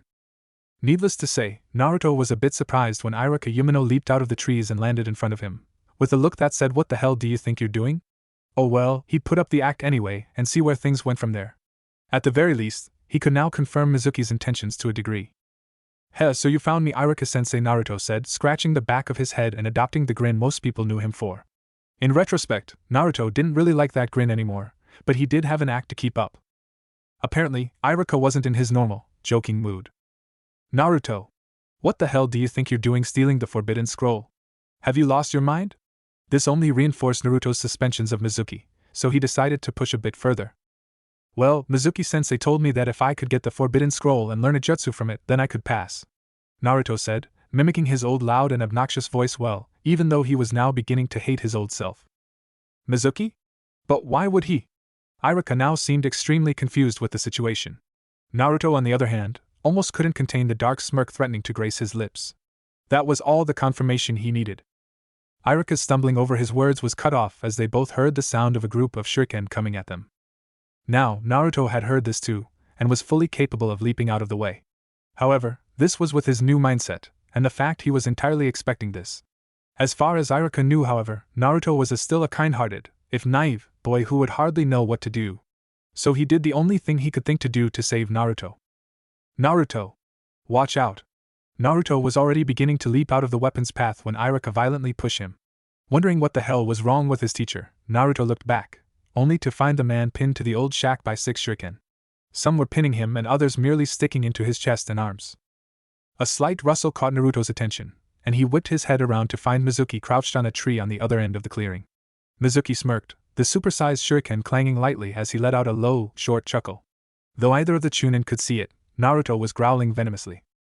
He knew Mizuki would try something like this, but he didn't want anyone getting hurt in the process, and the fact that even if he was mentally prepared for such an eventuality, the actual sense of betrayal still stung. Mizuki's evil smile stretched a bit. Great job finding him. Now I understand, Iruka spat venomously, tugging a shuriken from his shoulder. Mizuki's smirk dropped, and he spoke seriously. Naruto, give me the scroll. No way in hell, you double-crossing bastard. No matter what, Naruto, Iruka said, pulling another weapon loose, don't give him the scroll. Mizuki used you to get his slimy hands on it. Though either of the men could tell, Naruto had absolutely no intention of letting that happen. Mizuki smirked evilly, speaking in a sing-song voice, Naruto, there's no point in you having it, let me tell you the truth. Iruka's heart stopped for a second, and oh. Don't, Mizuki. Naruto ignored the pinned Chunin and looked to the one in the tree. Oh? What secret? He was curious what Mizuki was going to try on him. It was true that he could just be stalling, but with the possibility of A and BU showing up any minute, he doubted that, and his curiosity got the better of him. Mizuki's evil grin widened. Now he could completely crush this brat in front of him. He could tell him how much of a demon he was. What he had done to the village he supposedly loved. 12 years ago, the demon fox Kyuubi was destroyed. And ever since that event, a new rule was created, a rule that everyone knows but you, because, Naruto, you were never meant to know it. Oh? Naruto asked, eyes icy blue. What rule? That no one is allowed to speak of the fact. Mizuki's eyes widened excitedly. That Kyuubi isn't dead. The demon fox couldn't be killed, and so it was sealed away, in a newborn baby. Naruto's eyes widened as his mind began piecing together this new information, and only one possibility became apparent. Seeing Naruto's surprise, Mizuki dealt what he thought would be the final blow to the boy. Yes. The Kyuubi lives on inside you. You are the Kyuubi no Kitsune. Naruto's mouth hung slightly open, as if he was trying to process this new revelation. Iruka hung his head in shame and sadness, now that Naruto knew that terrible secret. Mizuki decided to push things further, to rub salt in the wound, he thought. You know? Everyone knew except those born after the attack. And they all hate you. Everyone. Even Iruka there. They despise you. He cackled, pointing at the pinned Chunin. Cool. Mizuki's and Iruka's brains promptly stopped at that statement. What?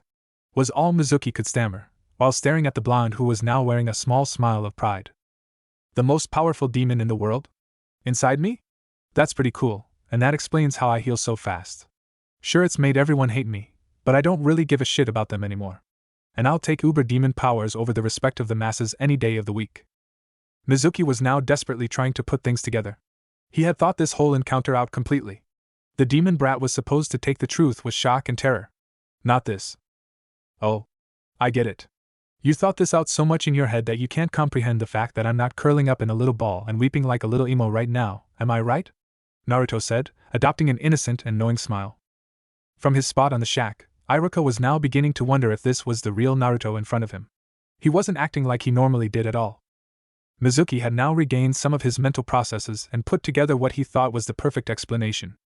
Oh, now I see. The seal has broken. You are Kyuubi.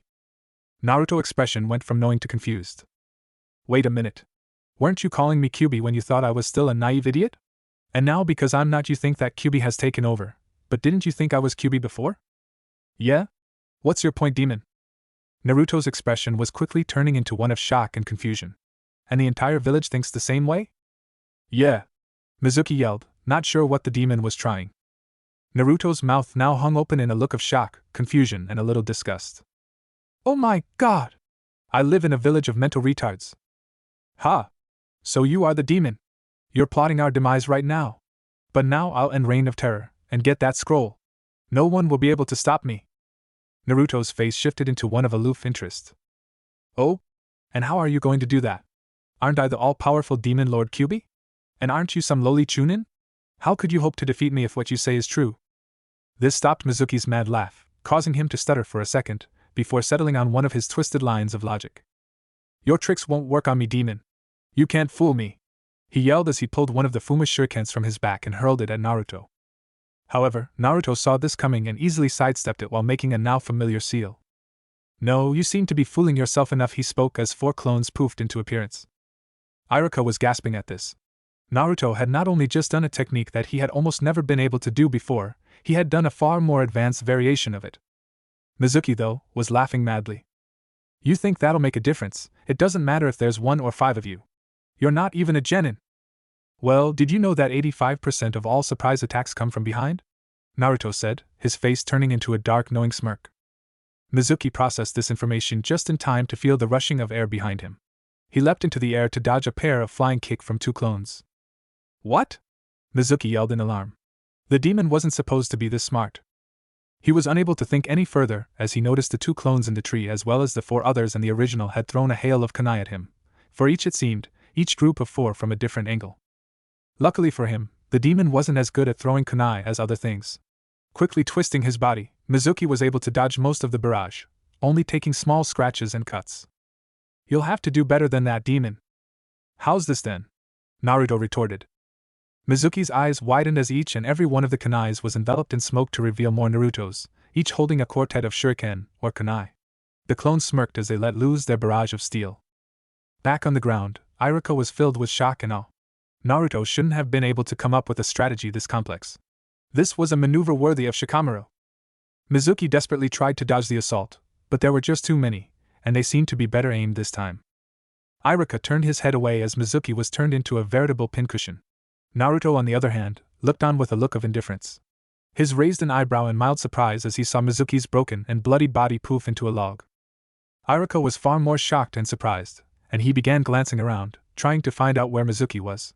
His eyes widened in fear as he noticed the air begin to shimmer right behind Naruto, who was holding a kunai in his left hand, the telltale sign of a shunshin. Naruto, behind you! There was a flash and poof of smoke which obscured the Chunin's vision. He desperately tried to free himself, fearing the worst. However, as the smoke cleared, his eyes widened further in shock and a little fear. The kunai in Naruto's left hand had been replaced with a long nodachi, which was skewering Mizuki through the chest. Mizuki's face was one of pure shock, while Naruto's was one of amusement. As I said, 85% of all surprise attacks come from behind, he said as his right hand reached over to the handle. He then quickly spun around, pulling the sword from Mizuki's chest and cleanly beheaded the Chunin. So, what do you think?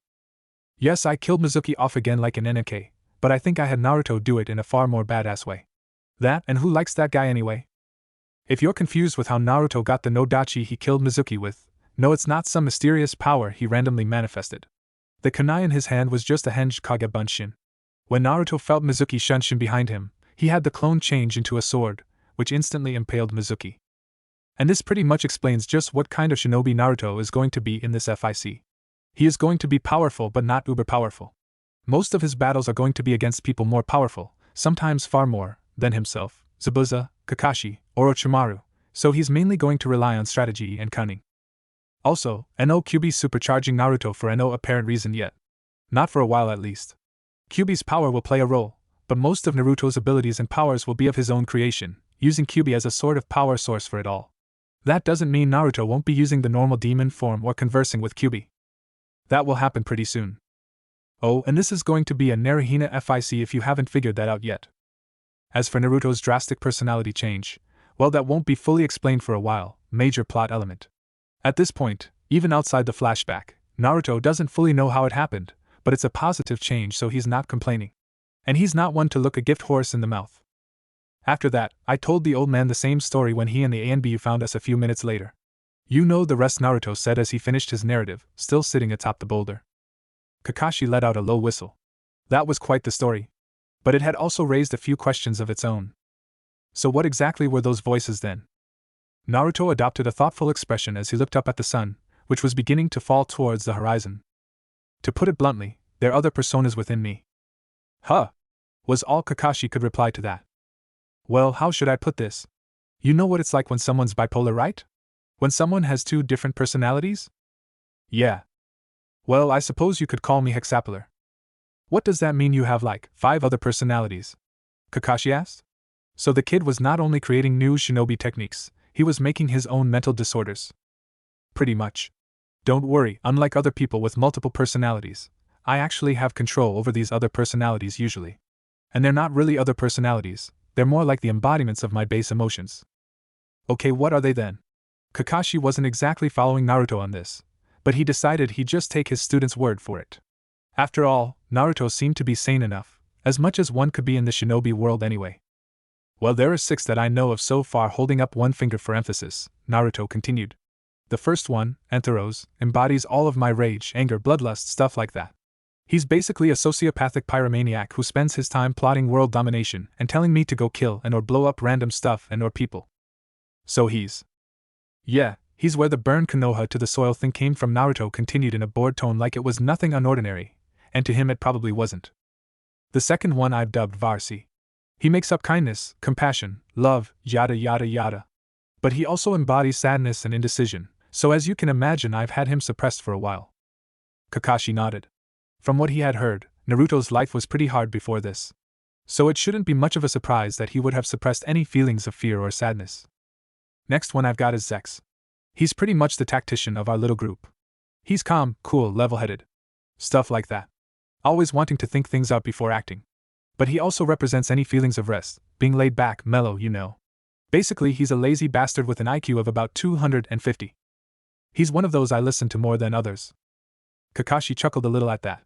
Figures that had been the main reason Naruto wasn't a hyperactive idiot anymore. After that is probably the last remaining fragment of my former self, Xenos. He's not exactly hyperactive, but he is free-spirited, a bit hyper, fun-loving, basically the prankster of the group. He loves annoying Antheros, at least until the pyro tries to barbecue him again. A small sweat drop appeared on Kakashi's head as he tried to visualize Naruto's personalities interacting with each other. Lastly as well, the crazy one, Naruto said as he seemed to be becoming exasperated or something like that. His name is Drak and he is, well, completely nuts. If he does embody anything, it's complete randomness and insanity. So yes, he's the reason we were throwing random crap at you and the Trojan bunny thing. He is rather funny though, and it is kind of fun to go nuts for a little while sometimes. So does that answer your question?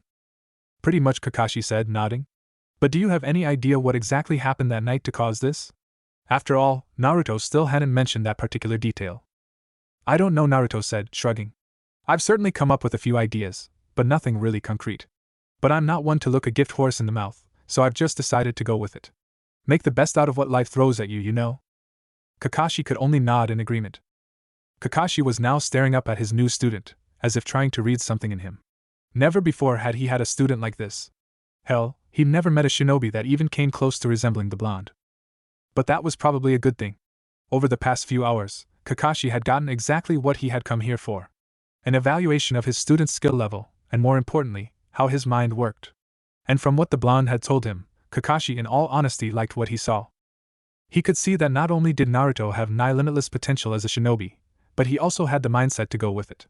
He held human life in regard, but wasn't afraid to kill.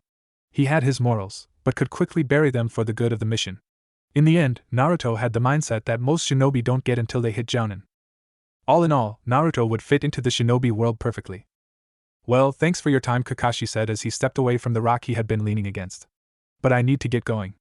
I'd say I'm way overdue for the genin evaluation for Hokage-sama. Really? 'Cause from what I can tell, you'd be heading there right about now even if you hadn't come here, Naruto said with a teasing grin. Kakashi chuckled. Yeah, I suppose you got me on that one. That kid was more perceptive than he thought.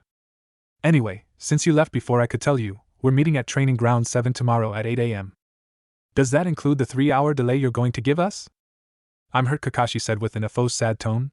Do you really have that low of an opinion of your sensei?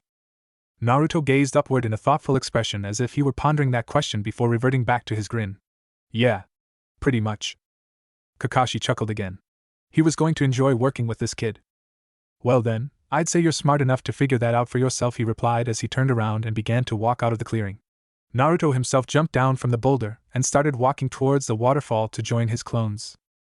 Hey Naruto, the blonde turned back to his sensei just in time to catch 2 small scrolls that had been tossed to him. Raising an eyebrow in curiosity, he looked to his sensei from elaboration. Since you already know Kage-Bunshin, I thought those 2 would come in handy for you. And I'm pretty sure you didn't find them in the Forbidden Scroll. Looking closely at the labels, a pseudo-evil smirk spread across Naruto's face. Yes, I think they will. Thanks, sensei, he replied, looking back to the silver-haired Jounin. Simply nodding, Kakashi made a ram seal before poofing away. He'll go far.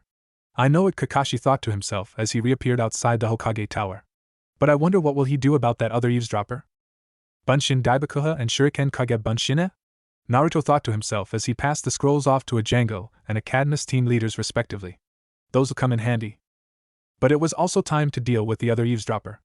He wasn't exactly sure why he had had his picket lines let her through, but he supposed it was because he just wanted someone to talk to in his age group that didn't hate him. You can come out now, Hinata. Hinata Hyuga had been sitting up in a tree on the edge of the clearing for some time now. After finishing Kurenai-sensei's test, she had immediately sought out Naruto. She had to know what had happened to him. Even though their senseis hadn't noticed it, almost everyone in their class was wondering what had happened to the blonde ever since his display the day before at the team assignments. Flashback. 20 hours earlier. Hinata sat in her usual seat at the back of the class, head held low. Her pale white eyes were dark and half-lidded. Small, nigh invisible lines ran down her face from her eyes, proof to any that looked close enough that she had been crying recently, not that anyone ever did take a moment to do that. She was still coming to grips with one undeniable fact. She was never going to see him again. Naruto had failed that day. He wouldn't become genin like the rest of them. He'd have to take the class again, and she'd never see him again. That night a week before, she had cried herself to sleep, and the night after, and the night after that. She had ignored the normal harsh words of her father Hayashi, who had berated her for not finishing at the top of her class, that a Hyuga should not show emotion so flippantly as he had called it. She had almost lost her self-control at that remark. How dare he call her show of emotion flippant when she was weeping over the fact that the boy she loved might never realize his lifelong dream. She had come to grips with it far better now that she had time to think about it, but she could do no more than accept the grim reality of the fact. Occasionally, her eyes would dart upwards whenever she heard the door to the classroom open. A testament to her hope, even though she knew it was hopeless, that she might see the boy who meant everything to her walk through. He was her inspiration, her goal, the very light of her world. An ironic statement to make considering the meaning her name. As she heard the door open again, she almost looked up, but decided against it, knowing in her heart that it wouldn't, and never would be, Naruto-kun. But she was surprised when she heard one of her classmates, one Kiba Inuzuka, speak up. Hey! What's he doing here? Dead lasts don't belong here. Curious, and even slightly hopeful, Hinata raised her head to look at whoever had just walked in. Even though she knew that fate itself seemed to have conspired against her. But the next words she heard shattered such a prospect. Well, if that's how you think, then I suppose you should get out of here then, ya hypocrite. Hinata looked over to Kiba, whose eyes were wide and mouth hanging wide open. Turning her head to the front of the class, Hinata's eyes widened further in a combination of shock, happiness, and incomprehension. There, standing at the front of the class, an uncharacteristic smirk adorning his face, was Naruto. But it was not the Naruto she knew, and if she wasn't so shocked, she might be thinking that it was a better Naruto. The hideous orange jumpsuit was gone, and in its place was a simple black t-shirt and plain black pants with his headband tied around his neck. His pose was also far different. Instead of a rigid, coiled spring-like pose like he normally had, he was partially hunched over with his hands in his pockets. More like Shikamaru if she had to describe it. His tone and speech were far different. Normally, he would respond to Kiba's taunts with a brash or boastful counter that would in all seriousness make him look like a loud, annoying idiot. This time, he had simply turned the taunt right back on the dog boy, and had spoken in a calm, slightly annoyed tone. But by far the biggest change of all were his eyes. Physically, his eyes were the same as ever. It was what Hinata saw in the boy's eyes that made her shiver, whether in fear or excitement she couldn't tell. Before, his eyes had held a blind happiness, a great light that shined outward. They had been like twin gleaming stars, blazing light out to all around them. Now they were different. Naruto's eyes were dark, but not guarded like one would expect. They held a dark look of confidence and superiority. At the same time tempting, as if challenging all who looked upon them to prove themselves. Instead of twin gleaming stars, they were like twin orbs of blue fire, their great heat thrusting outwards and threatening to consume all. As Hinata gazed into them, even from afar, she feared she might lose herself in those azure flames, but at the same time, she would like nothing more than that. But then, as Naruto's smirk disappeared, and he settled back into that lazy posture, Hinata saw his eyes change again. This time, they held a look of not confidence, but of indifference and uncaring. Not only that, but they held a look of wisdom and observation, as if he was an invisible specter observing the goings-on of the world from afar. Instead of the blue flames from before, Naruto's eyes were like twin azure crystals, and in whose reflection, everything you were was shown to you, good and bad. And what Hinata saw was herself, her wrongs, her rights, everything. It was as if he had learned everything about her just by meeting her gaze. Hinata's drastic observations were stopped as her Naruto's eyes left her gaze, and the spell they cast on her was broken. Again she shivered, but this time, she knew exactly what it was. It was because it was gone. Naruto lazily walked up one of the aisles, ignoring the glances that ranged from curious to WTF. Finding a seat near the top, he sat down, leaning back in the chair, hand behind his head and eyes closed. A voice from his left drew his attention, but not enough for him to openly acknowledge it. "You know, you never did answer his question," said Shikamaru Nara, himself in a similarly reclined position, seemingly unfazed by the complete 180 Naruto's personality had taken. Opening one of his eyes and fixing Shikamaru with a critical gaze, Naruto replied in something no one would have expected. "Melon." Now almost everyone who heard it was thinking if Naruto had somehow lost his grip on sanity. But it was what happened next that really messed with everyone's head. "No. No, Melon," Shikamaru replied, returning the critical gaze. Naruto's gaze shifted to the ceiling as he seemed to be contemplating something before looking back to the Nara. "Des then?" "No," was Shikamaru's reply. "Fig?" "No." "Crumpets?" "Are you nuts?" "Good point." As Naruto continued to suggest random objects to Shikamaru for no apparent reason, only to have them shot down for an even less apparent reason, most everyone in the classroom was wondering much the same thing. WTFH? How about tree? Shikamaru tapped his chin as he thought about it. "What kind of tree?" he replied. "Spruce." "Yes then. You can have tree." "Yay," Naruto said in a semi-high-pitched tone, yet still retaining the same volume level, while holding his right-hand fingers in the victory sign. He then seemed to instantly revert to his lazy and indifferent state. Silence reigned as people tried to process what the hell just happened. That silence was broken as Naruto spoke up. "What about shoe?" "No. No shoe for you." "Damn it." While everyone was pondering what had made the two boys lose their grip on sanity, and what they might do next, something most everyone was now fearing, at the back of the class, one Shino Abirame was thinking something a bit different. "Spruce? I would have preferred pine. La la la la, I like pancakes. La la la la, note to self, stop eating the pink chips and increase medication."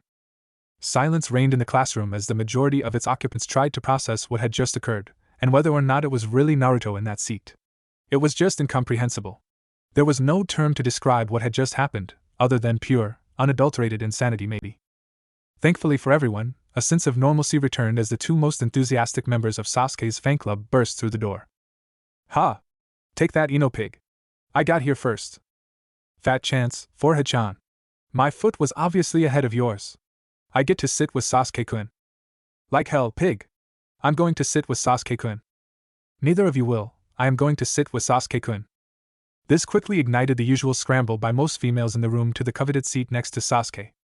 Though through all of the chaotic screaming and the sound of feet running up/down wooden stairs, few noticed the quiet and subdued conversation taking place.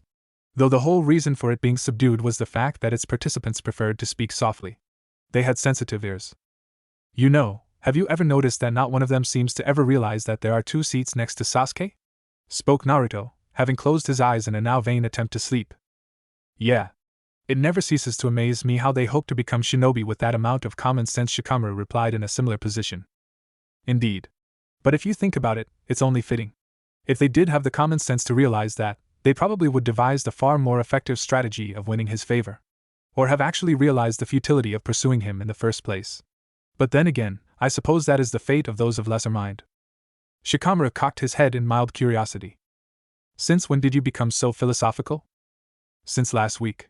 And I'm a bit more surprised that you're not surprised that I'm no longer among the more annoying group of our peers," Naruto replied. "Meh. So your personality did a 180. Stranger things have happened. And you're not an annoying idiot anymore, and I finally have someone to have an intellectual discussion with." "No offense, Chuji," the young Nara answered while glancing over to the evil Chuji glare, big boned boy to his right. "None taken," was Chuji's answer, having decided to follow Shikamaru's example concerning Naruto's apparent change, and just go with it. "And concerning your last statement, I don't believe that they actually qualify as our peers. Remember, the dictionary defines peer as someone of equal standing to yourself whom you do not know well or are not acquainted with. I highly doubt that those fighting over the seat next to Sasuke could come even close to filling the former of those requirements." "True enough," Naruto agreed with a nod. "Though it truly is a pity that those such as them even graduated the academy. I wouldn't rate their life expectancy very high once they become genin. Agreed. In a way, it's actually too bad we're not in a war. If we were, then they would have been dropped from the program long ago, was Shikamaru's reply. Yep. They give kunoichi in general a bad name. Hell, they give ninja in general a bad name. Indeed, came the stoic agreement of Shino from the row behind them. How long have you been sitting there? Shikamaru asked, turning his head slightly. Turning to the Nara, Shino replied, since the beginning of time.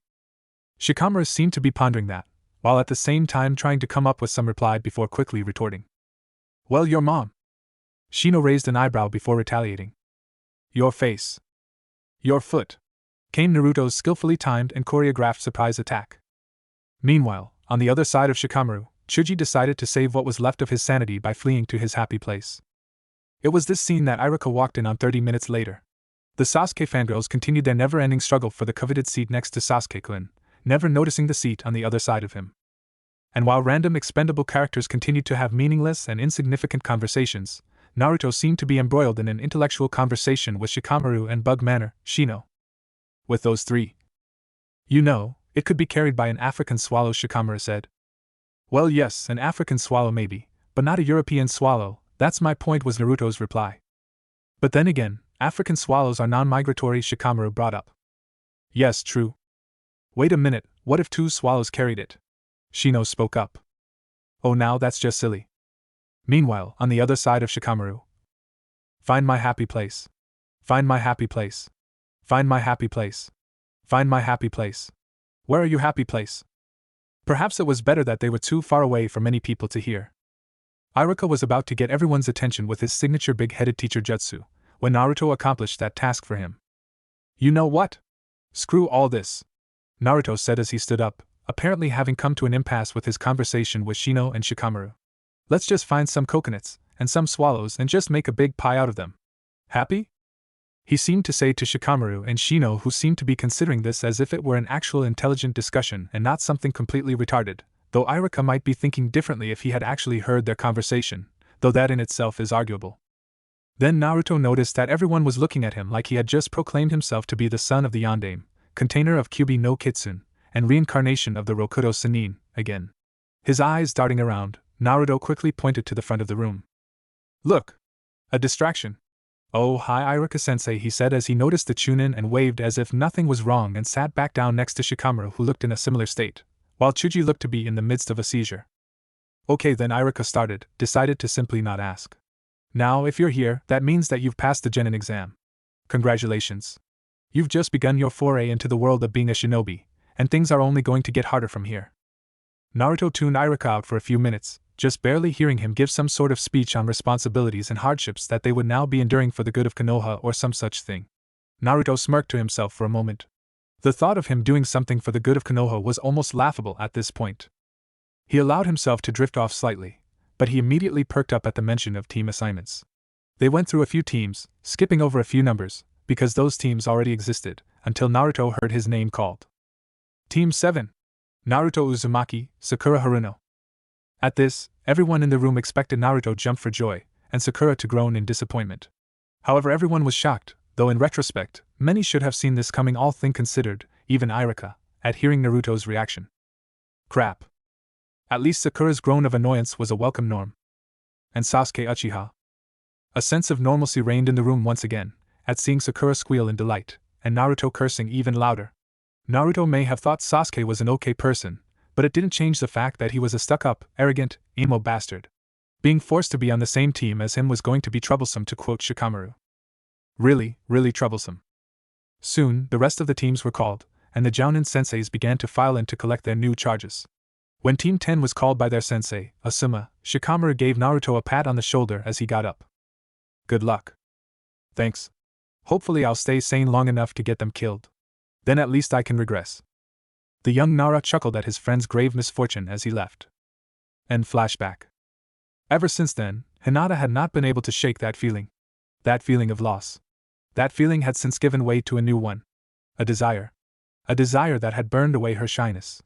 That day, she knew Naruto had changed, like everyone else did, but only she knew just how much.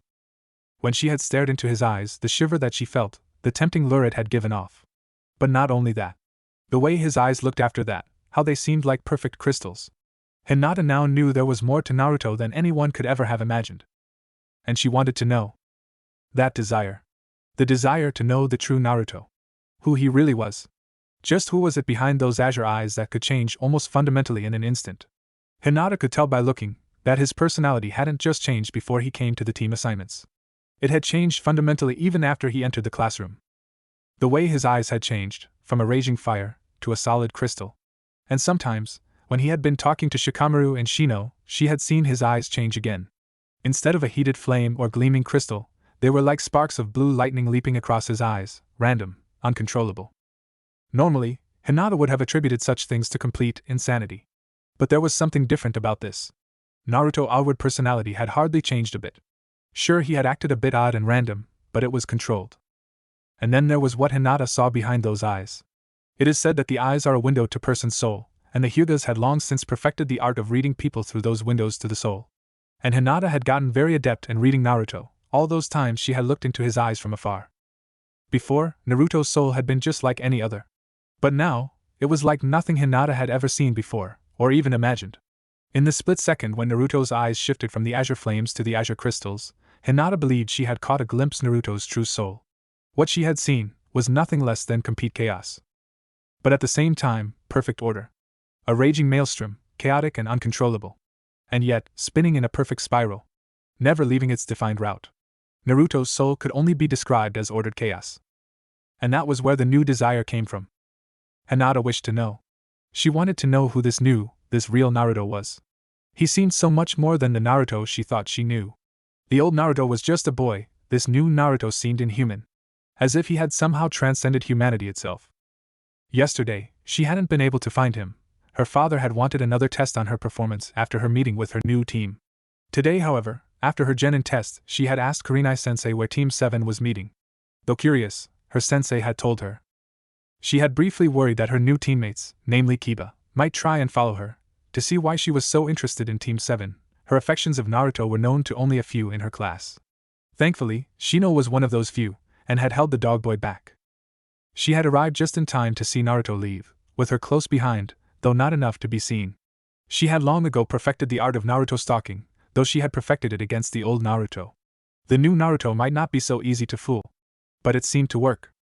She had followed him to a very secluded area on top of the Hokage monument, his training area, she had realized.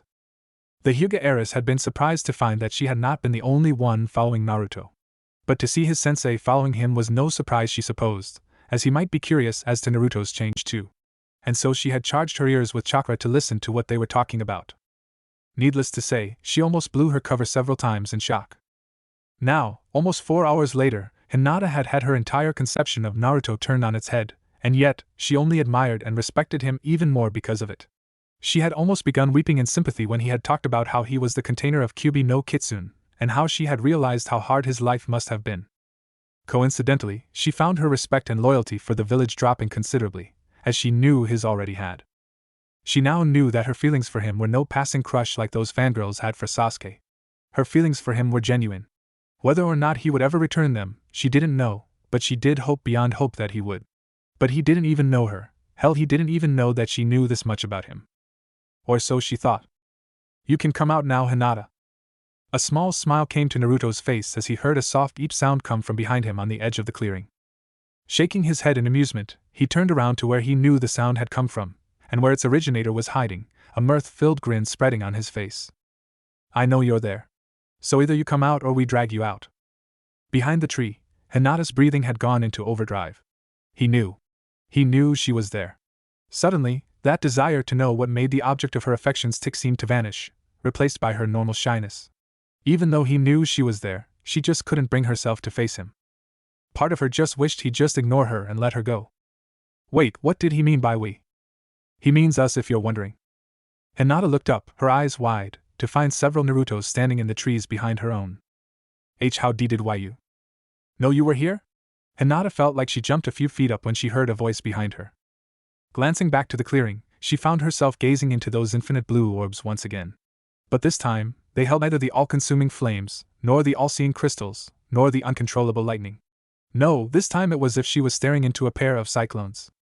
She almost felt herself getting dizzy as she gazed into their depths. And these blue cyclones, it was as if they held the very wind itself. Freedom, happiness, mirth, all of these and more seemed to be thrust out at her from those eyes. It made her almost disappointed that his words broke her from that spell. Taking her silence as a yes, Naruto continued. Well, you heard what I told Kakashi-sensei, right? My recon clones can see through A and B level concealment techniques. You didn't even come close to sneaking past these guys, he explained, gesturing to the clones in the trees, who were nodding to themselves in self-satisfaction. Hinata was broken from the spell his eyes cast on her just enough to hear what he said. And while she was disheartened to hear how badly she had failed at her hiding skill, she was more concentrated at analyzing the boy in front of her. Naruto's current poise was nothing like what she had seen the day before. While it was little laid back and still held some of the tempting air and random tendency, it mainly was filled with mirth and amusement. His eyes seemed to shine with mirth, and combined with an amused half-grin on his face, he practically radiated it. Hinata was quickly feeling her lips curl up in a smile of her own. He must have been contagious. But it was what he said next that amazed her. But I will say, for a genin, that was a pretty good concealment. I don't think anyone else in the class had one that good. I think it might even be a little better than my own. Her pale eyes widened at this. Naruto had just complimented her. He had just said her efforts weren't a complete failure? He had even said they were as good as his own? Surely he had to be just saying that. No, it really isn't that good. You don't have to try to make me feel better like that. That was odd. She had just said that without a single stutter. Naruto raised his eyebrows in curiosity as he tried to process what the girl in front of him meant. You think I'm lying just to make you feel better? Listen, Hinata, I don't do that. Now Hinata's eyebrows rose as she tried to process what the boy in front of her meant. Hey, feeding someone false information, even if it is for good intentions, never does any good, that's what I say. If they've done something wrong, you should tell them what they did wrong so they won't do it again. I mean, if you don't know what you did wrong, then you're just going to repeat it. Don't you agree? Now Hinata's eyes were wide with wonder. It did make sense what he was saying. And if he was right, then he wasn't just lying to make her feel better? She was actually doing something good? It was at that point that her normal shyness took over. Yeah, I guess you're right. Even though she seemed to have suddenly gotten over her stutter, she was still having trouble talking to the boy she secretly loved. I have to get going with that. She turned to leave. But Naruto wasn't having any of that. Oh no, you don't. Grabbing Hinata's wrist, Naruto yanked her towards him and started pulling her out into the clearing. And Naruto-kun? What are you? Hey, I know you came here to talk to me, and if your own shyness is going to get in the way of that, then I'll just have to help you that now, won't I? He said while flashing her a grin she found eerily similar to his characteristic grin from before his change. Why was he doing this, she wondered. Why was he going out of his way to help her like this? Meanwhile, even though he didn't show it, Naruto himself was pondering that same question. Why was he doing this? After all, he hardly knew Hinata. So why did he even allow her past the picket lines of recon clones he set up around his training area? Why did he allow her to listen in on his conversation with Kakashi? What had she done to become worthy of knowing that information? It didn't take long for his mind to remind him of the answer to that question. She had been kind to him. Out of all of his classmates, who had either shunned him, been mean or cruel to him, or in rare cases been merely indifferent, heck, not just his class, the whole village, Hinata had been the only one to show true kindness towards him. He may not have noticed her before the awakening, as he was now calling the events that lead to him becoming a genin, but now things were different. Really, it wasn't like the shy girl was the first thing on his mind after the incident. It wasn't until the genin assignments that he had begun to see what set her apart from all the rest. And even then, it was merely by chance at that. As he had predicted, his entry into the genin assignment room had caused quite a stir. He had also been ready with a remark to any outburst that would leave pretty much everyone in shock. Humans are such predictable creatures after all. But it was after that, when he had been observing the stunned and disbelieving reactions of his peers with his own pseudo-sadistic satisfaction, courtesy of Antheros, when, purely by chance, his eyes landed on her. At first, he thought she was just as stunned as everyone else, but as he began to shift his uncaring indifference, he noticed something else in her eyes. Something he didn't quite believe at first. Concern. At first, he thought he might have been seeing things, but that was soon crushed by Zex's indifference and his own. The idea that someone else could show concern for him wasn't shocking at all, not because he might have expected it thanks to the naivete of his former self, but rather it was that after the awakening, he found that it was extremely difficult for him to be shocked by anything. Sure, he might not have been expecting something to happen, it was just that he could now accept new information far more easily, a trait he knew would come in very handy as a shinobi. He didn't know for sure whether or not he was seeing things or not, but he was able to test the theory. While his whole conversation with Shikamaru and Shino may have been partly for his own amusement in messing with the heads of everyone else, and what fun it was seeing them squirm like that, throughout the entire conversation, a very informative and intellectual conversation in his mind, or maybe Drax perhaps. He would occasionally glance to Hinata. Not enough for anyone to notice, but enough to get a reading on her emotions. While everyone else near the trio had been in states of shock, disbelief and general WTF, Hinata's had been different. While her expression still held shock, it had also held a look of curiosity, as well as wonder and, even though he was unsure of this, a small bit of admiration. Needless to say, it gave Naruto a lot to think about after he had met with his so-called team. Speaking of his pompousness, King Emo with the bijou-sized ego and his annoying bipolar bitch of a fangirl with OCD and a broken mute button, he'd have to put them in their places. Antheros and Zex would see to that. At least Kakashi seemed like someone he could get along with. What was he thinking about before? Oh yeah, Hinata. The night before, Naruto had spent a little while thinking over what he had seen in that room. Why would Hinata show concern for him? That question led him to think over what he knew about the girl. After all, it wasn't like he had lost his memories of his life before the awakening. All of his memories were still there, he just needed to go over them with his new, critical eye/mind. And what he had found in his memories was interesting to say the least. For almost his entire time at the academy, she had been there, watching him. Not like Sasuke's fangirls, though an easy connection to make it certainly was, she had been standing on the sidelines, watching him throughout the years at the academy, and through all of his memories of her. There was always expressions on her face that shared a commonality. How her eyes were filled with concern whenever he seemed about to fail a test. How they were filled with sympathy when he did fail. How they were filled with happiness when he passed a test or did something well. How they would be filled with a flash of anger whenever he was being picked on or teased. Hinata cared for him. He wasn't sure as to why she would like him of all people, but he had figured out why she hadn't approached him sooner. It didn't take a genius to figure out that Hinata was indecisive and shy.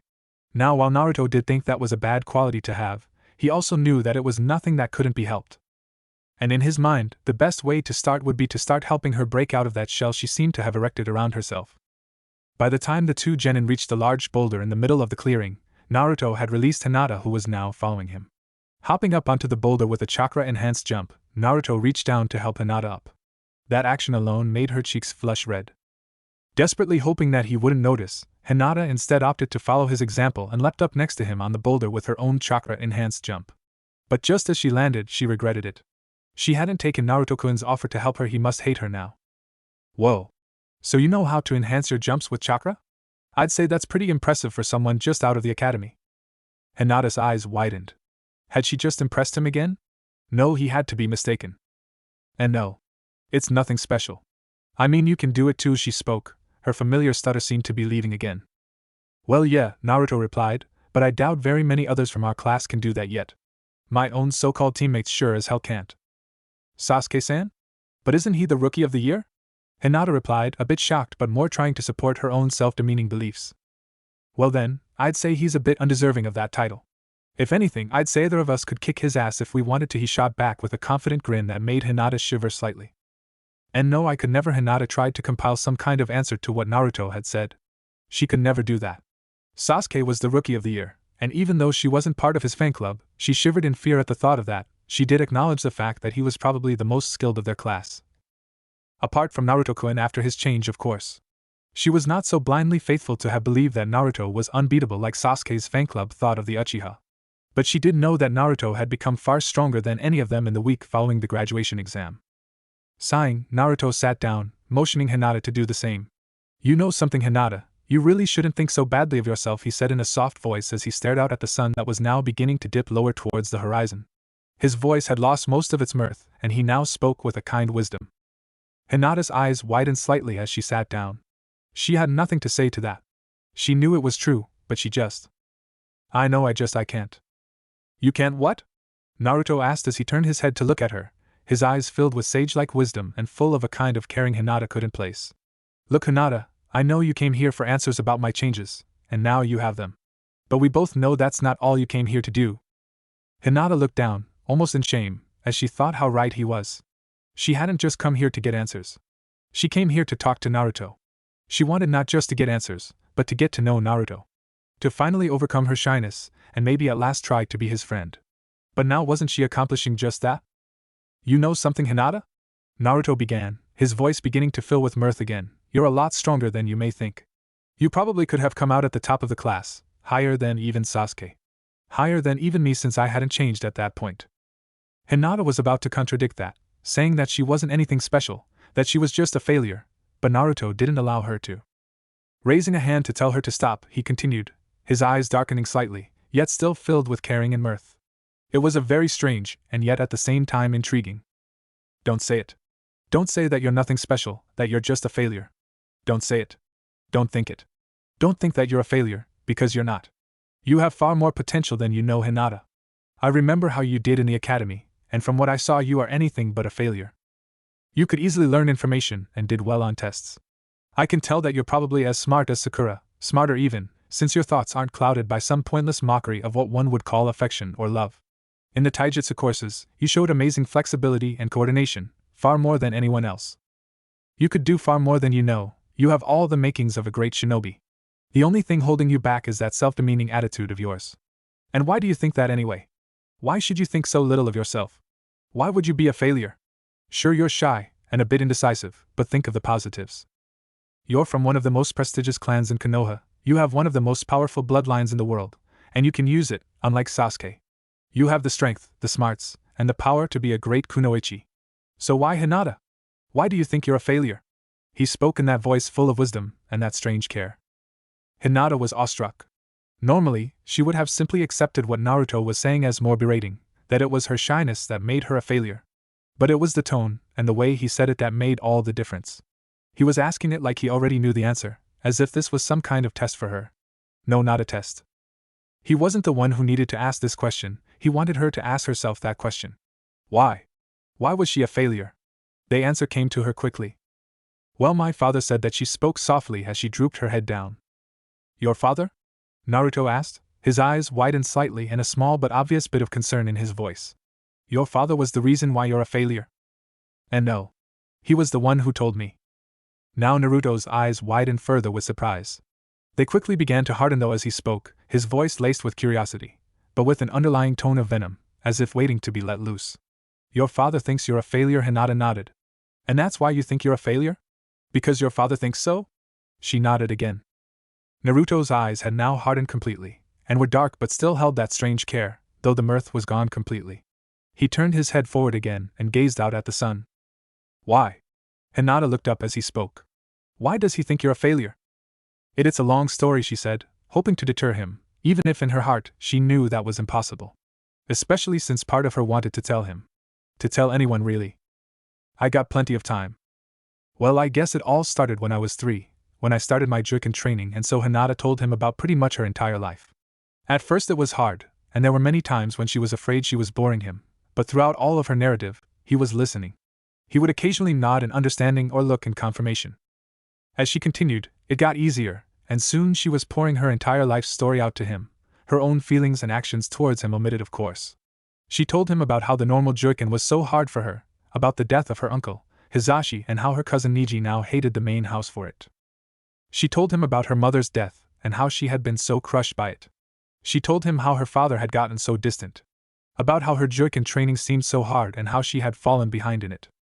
She told him how her cousin and her little sister would beat her in those sparring matches, and how her father seemed so disappointed in her skill. How he called her weak and a failure. How this had spread through the rest of the clan, and how many of the Hyuga in general now regarded her as an insult to the clan. She told him everything. By the end of her story, the sun was already sinking quickly towards the horizon. Naruto was now sitting with one knee bent upward which his arm was resting on. He was staring out at the horizon, his eyes closed as if in contemplation, as if he were trying to absorb and process all he had just heard. But the edges of his mouth were twitching, as if he were fighting back a scowl. Hinata was about to ask him if he was alright when he let out a sigh and opened his eyes as he gazed upward. He sounds like a real asshole if you asked me. Hinata's eyes went wide in shock. Naruto had just said that? About her father? Hiashi Hyuga? No, he couldn't be right. And no, you're wrong, you don't. Don't what? Naruto turned to her, scowling in anger, but anger not directed at her. Don't understand? You just told me everything about your life, and from what I've heard, that's a pretty apt term to describe him. Hinata was about to continue when she realized he was right.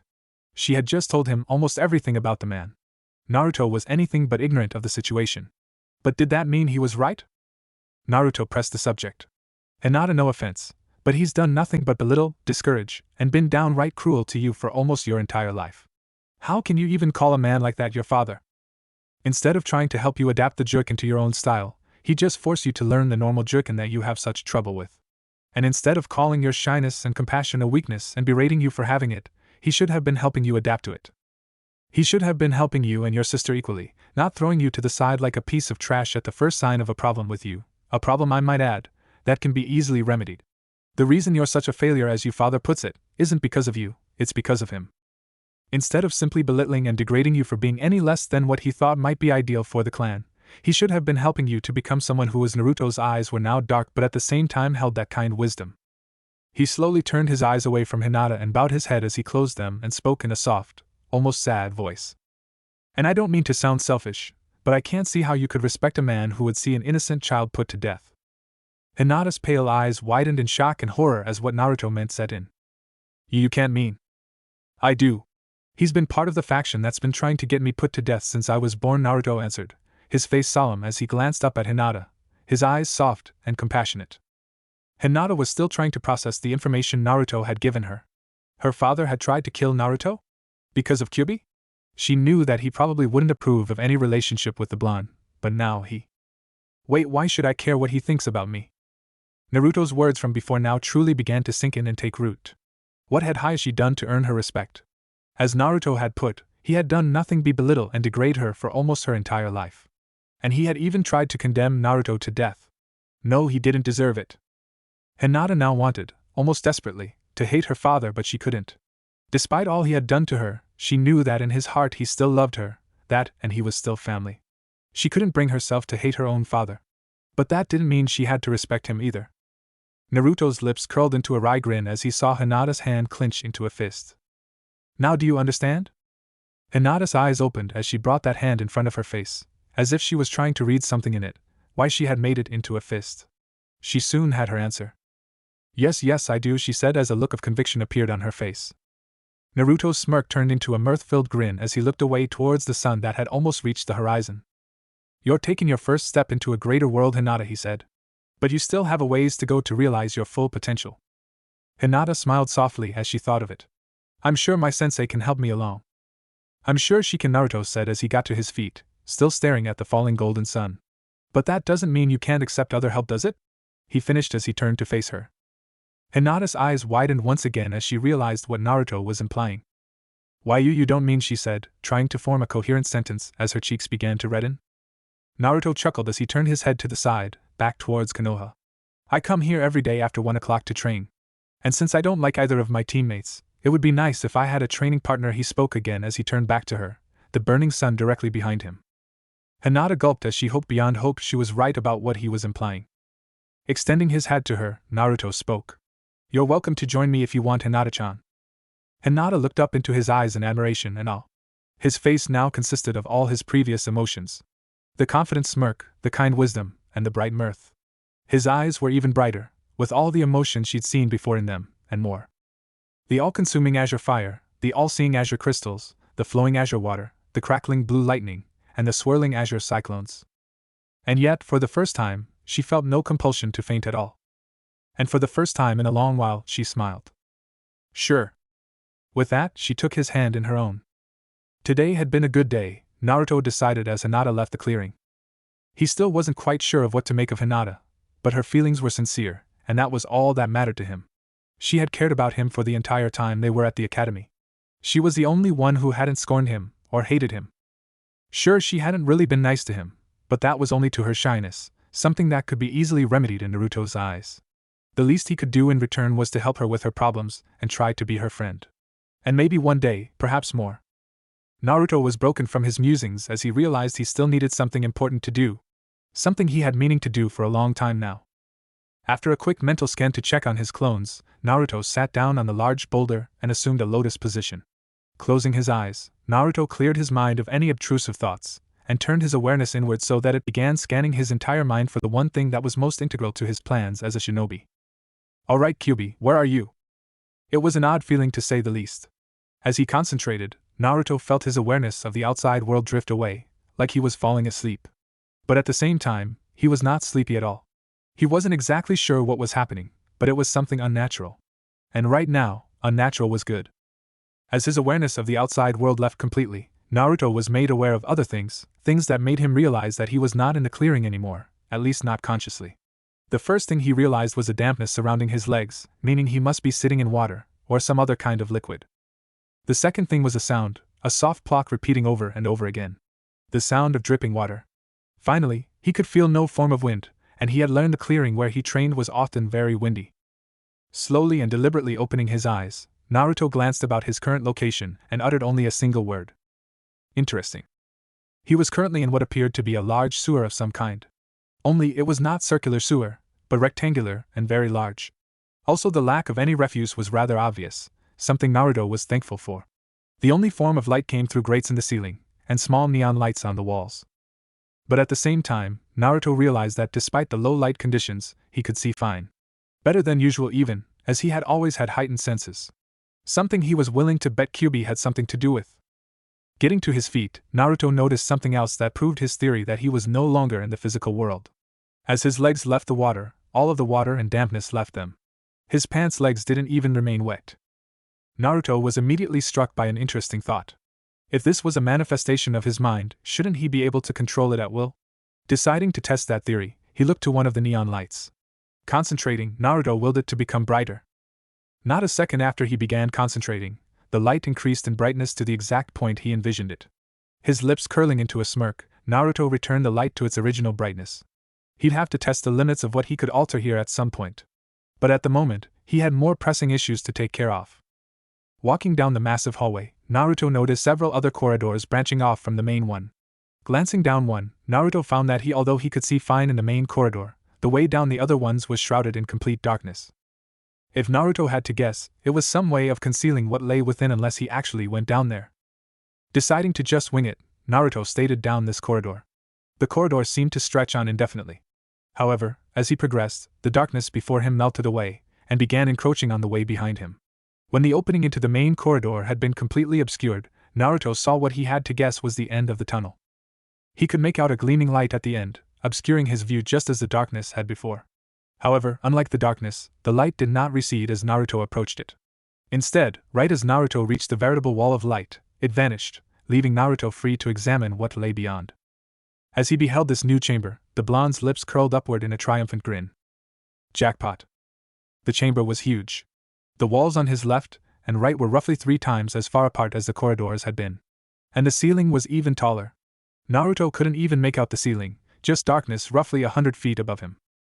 Another interesting fact that Naruto noticed was that the water around him seemed to have deepened an inch or two in this room. In length, the room was as long as it was wide, or at least that was as much as Naruto could see. But what most caught Naruto's attention was the wall in front of him, or rather, the lack of one. Instead of a wall opposite him, there were merely giant bars going up into the darkness. Naruto instantly knew just what he was looking at. A cage. About halfway up to the darkened part of the room on the cage, there was a simple piece of paper with the kanji for seal that clenched it. This was what he was looking for. As Naruto approached the bars, he could make out, if only faintly, what was behind them.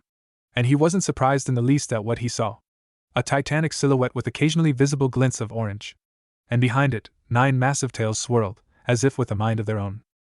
When Naruto finally stood before the massive cage, gazing up at the great beast within it, massive eyes the size of small houses opened and gazed down at him. Eyes filled with malice, hate, and superiority. Eyes that looked down at him as if he were nothing more than an annoying insect. Eyes dyed a bloody crimson, and laced with a kind of evil that would make even the greatest of shinobi cower in fear before them. Naruto didn't even flinch. Kyuubi, I presume? He could just barely make out the beast's lips curl upward ever so slightly into a look of what Naruto guessed was amusement. The entire chamber seemed to rumble as a dark voice laced with pure darkness sounded from within, sending small waves rippling through the water. Hello, boy. Naruto didn't respond at all to the taunt, merely keeping his confident smirk as he took another step towards the bars, stopping at about 10 feet away. The great demon's lips curled up, changing from a dark smirk to a grin, revealing his massive teeth that had to be at least 15 feet long. It was an expression that practically radiated pure evil and contempt. You're more foolish than I thought, whelp. The blonde simply raised an eyebrow in curiosity. Oh? Naruto asked, his hands currently resting in his pockets. The beast's eyes suddenly lit up in something Naruto could immediately place. He knew that look. A look of someone who thinks they've won. And that was the only warning he got before Kyuubi's massive claws, each the size of a warehouse, shot out from between the bars, poised to crush him like an ant. The claws moved at lightning speed, smashing into Naruto with the force of an avalanche, and creating a massive blast of water flying everywhere. Throughout the chamber, Kyuubi's dark laugh reverberated. Kyuubi's cackle of victory lasted only a second, however, as the water settled back and he beheld his jailer. There, having not even moved an inch from his spot, was Naruto. His right arm was raised as his hand grasped one of Kyuubi's massive claws.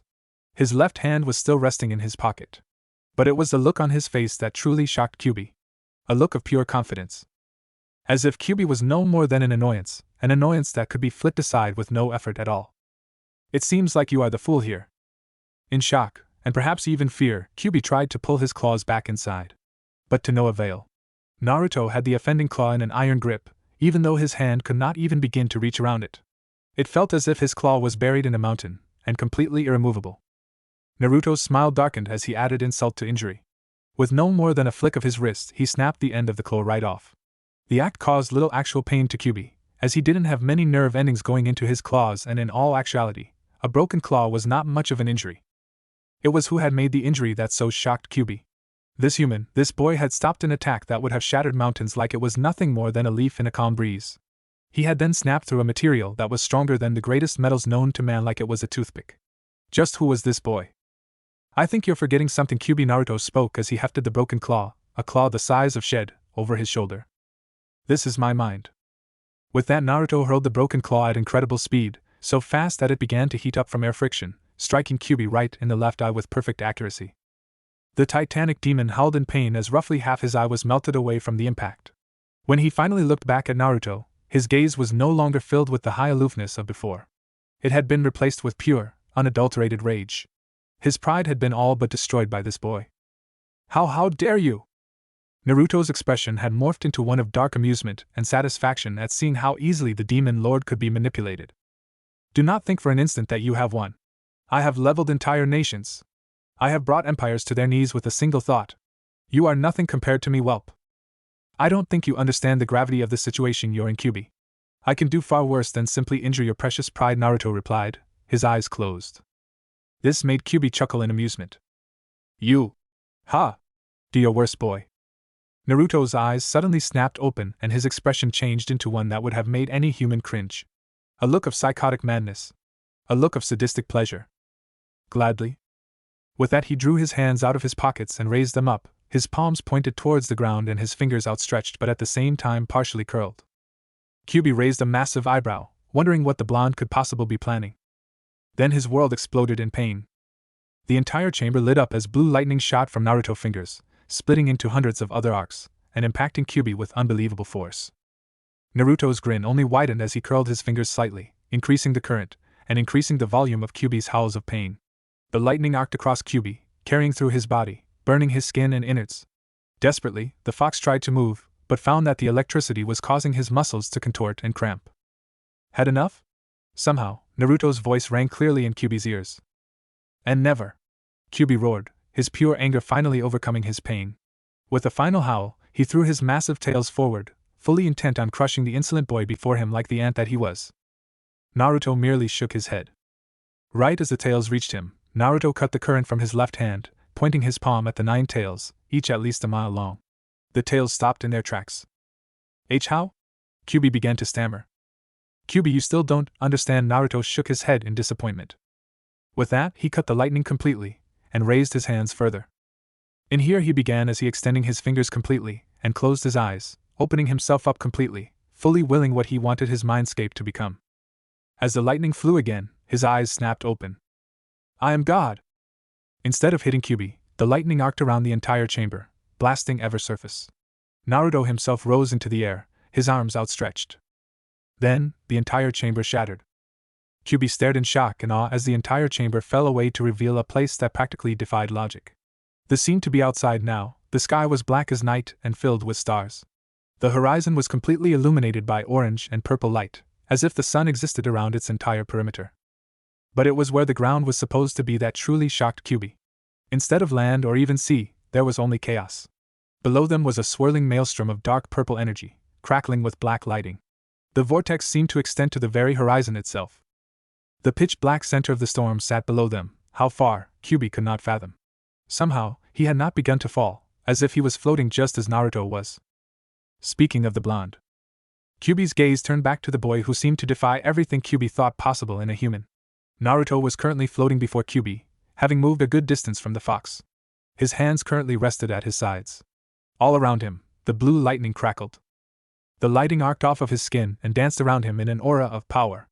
Behind him, the lightning seemed to have coalesced into 6 wings that emerged from his shoulders and arced bolts of energy themselves. The entire display was mystifying and terrifying at the same time, even to Kyuubi. But it was his eyes that made Kyuubi's own widen in shock. Instead of the ocean blue of before, they were a gleaming silver. Eyes that practically radiated power. As his eyes opened, Naruto raised his hands up, as if trying to pull something from the heavens themselves. Not a second later, that's exactly what happened. As Kyuubi looked up in curiosity, he saw what Naruto was calling. A massive crystal, as large as Konoha's Hokage mountain, floated down directly above Kyuubi. It was a gleaming silver, shining as bright as Naruto's eyes. Then more followed. 5 more crystals, each roughly half the size of the first, floated down around Kyuubi in a pentagonal formation. Each was a different color. One was a fiery red, another a pale white, a third an ocean blue, while a fourth was a shining copper, and the last was a sparkling yellow. Naruto then brought his left hand out to his side, while bringing his right directly down, as if coordinating movement through hand signals. With that, even more crystals, 20 of them in total, each completely transparent, formed in front of the 5 colored crystals surrounding him, 4 in front of each arranged in a diamond. With that, Naruto's hands returned to his sides and he let out a low sigh, as if the ordeal had exhausted him. Or at least that was what Kyuubi was hoping for. If the child had exhausted himself, then maybe he could overpower the boy. That notion was soon crushed as Naruto smirked darkly and raised his left hand. Kyuubi thought for a moment that he was in for another electrocution like before. But instead of pointing the hand at the demon, Naruto instead pointed his outstretched hand at the silver crystal above them. Then, all of the lightning arcing off of him seemed to move, coalescing around his left hand. Then, Naruto stretched out his fingers, and the bolts flew. A blast of lightning far greater than any before shot from his hand, so powerful that Kyuubi could feel the shockwave it created. The blast impacted the crystal with massive force, but the crystal did not so much as move. Instead, it seemed to absorb the electricity. As it did, the crystal seemed to shine even brighter, becoming so bright as to rival the sun. Just as Kyuubi thought it could become no brighter, Naruto stopped the blast. Not a second later, the crystal began letting off a low but deep humming sound, and Kyuubi feared it might explode, and with him in such close proximity, that would be quite painful. But instead, just as the sound reached its peak, the crystal shot a blast of pure silver energy up into the sky in a massive beam of light. Kyuubi thought at first that maybe Naruto had made a mistake in what just happened. But he was beginning to realize just what the blonde might be planning, and he didn't like it. As the beam shot up even further, it suddenly split into 5 smaller beams.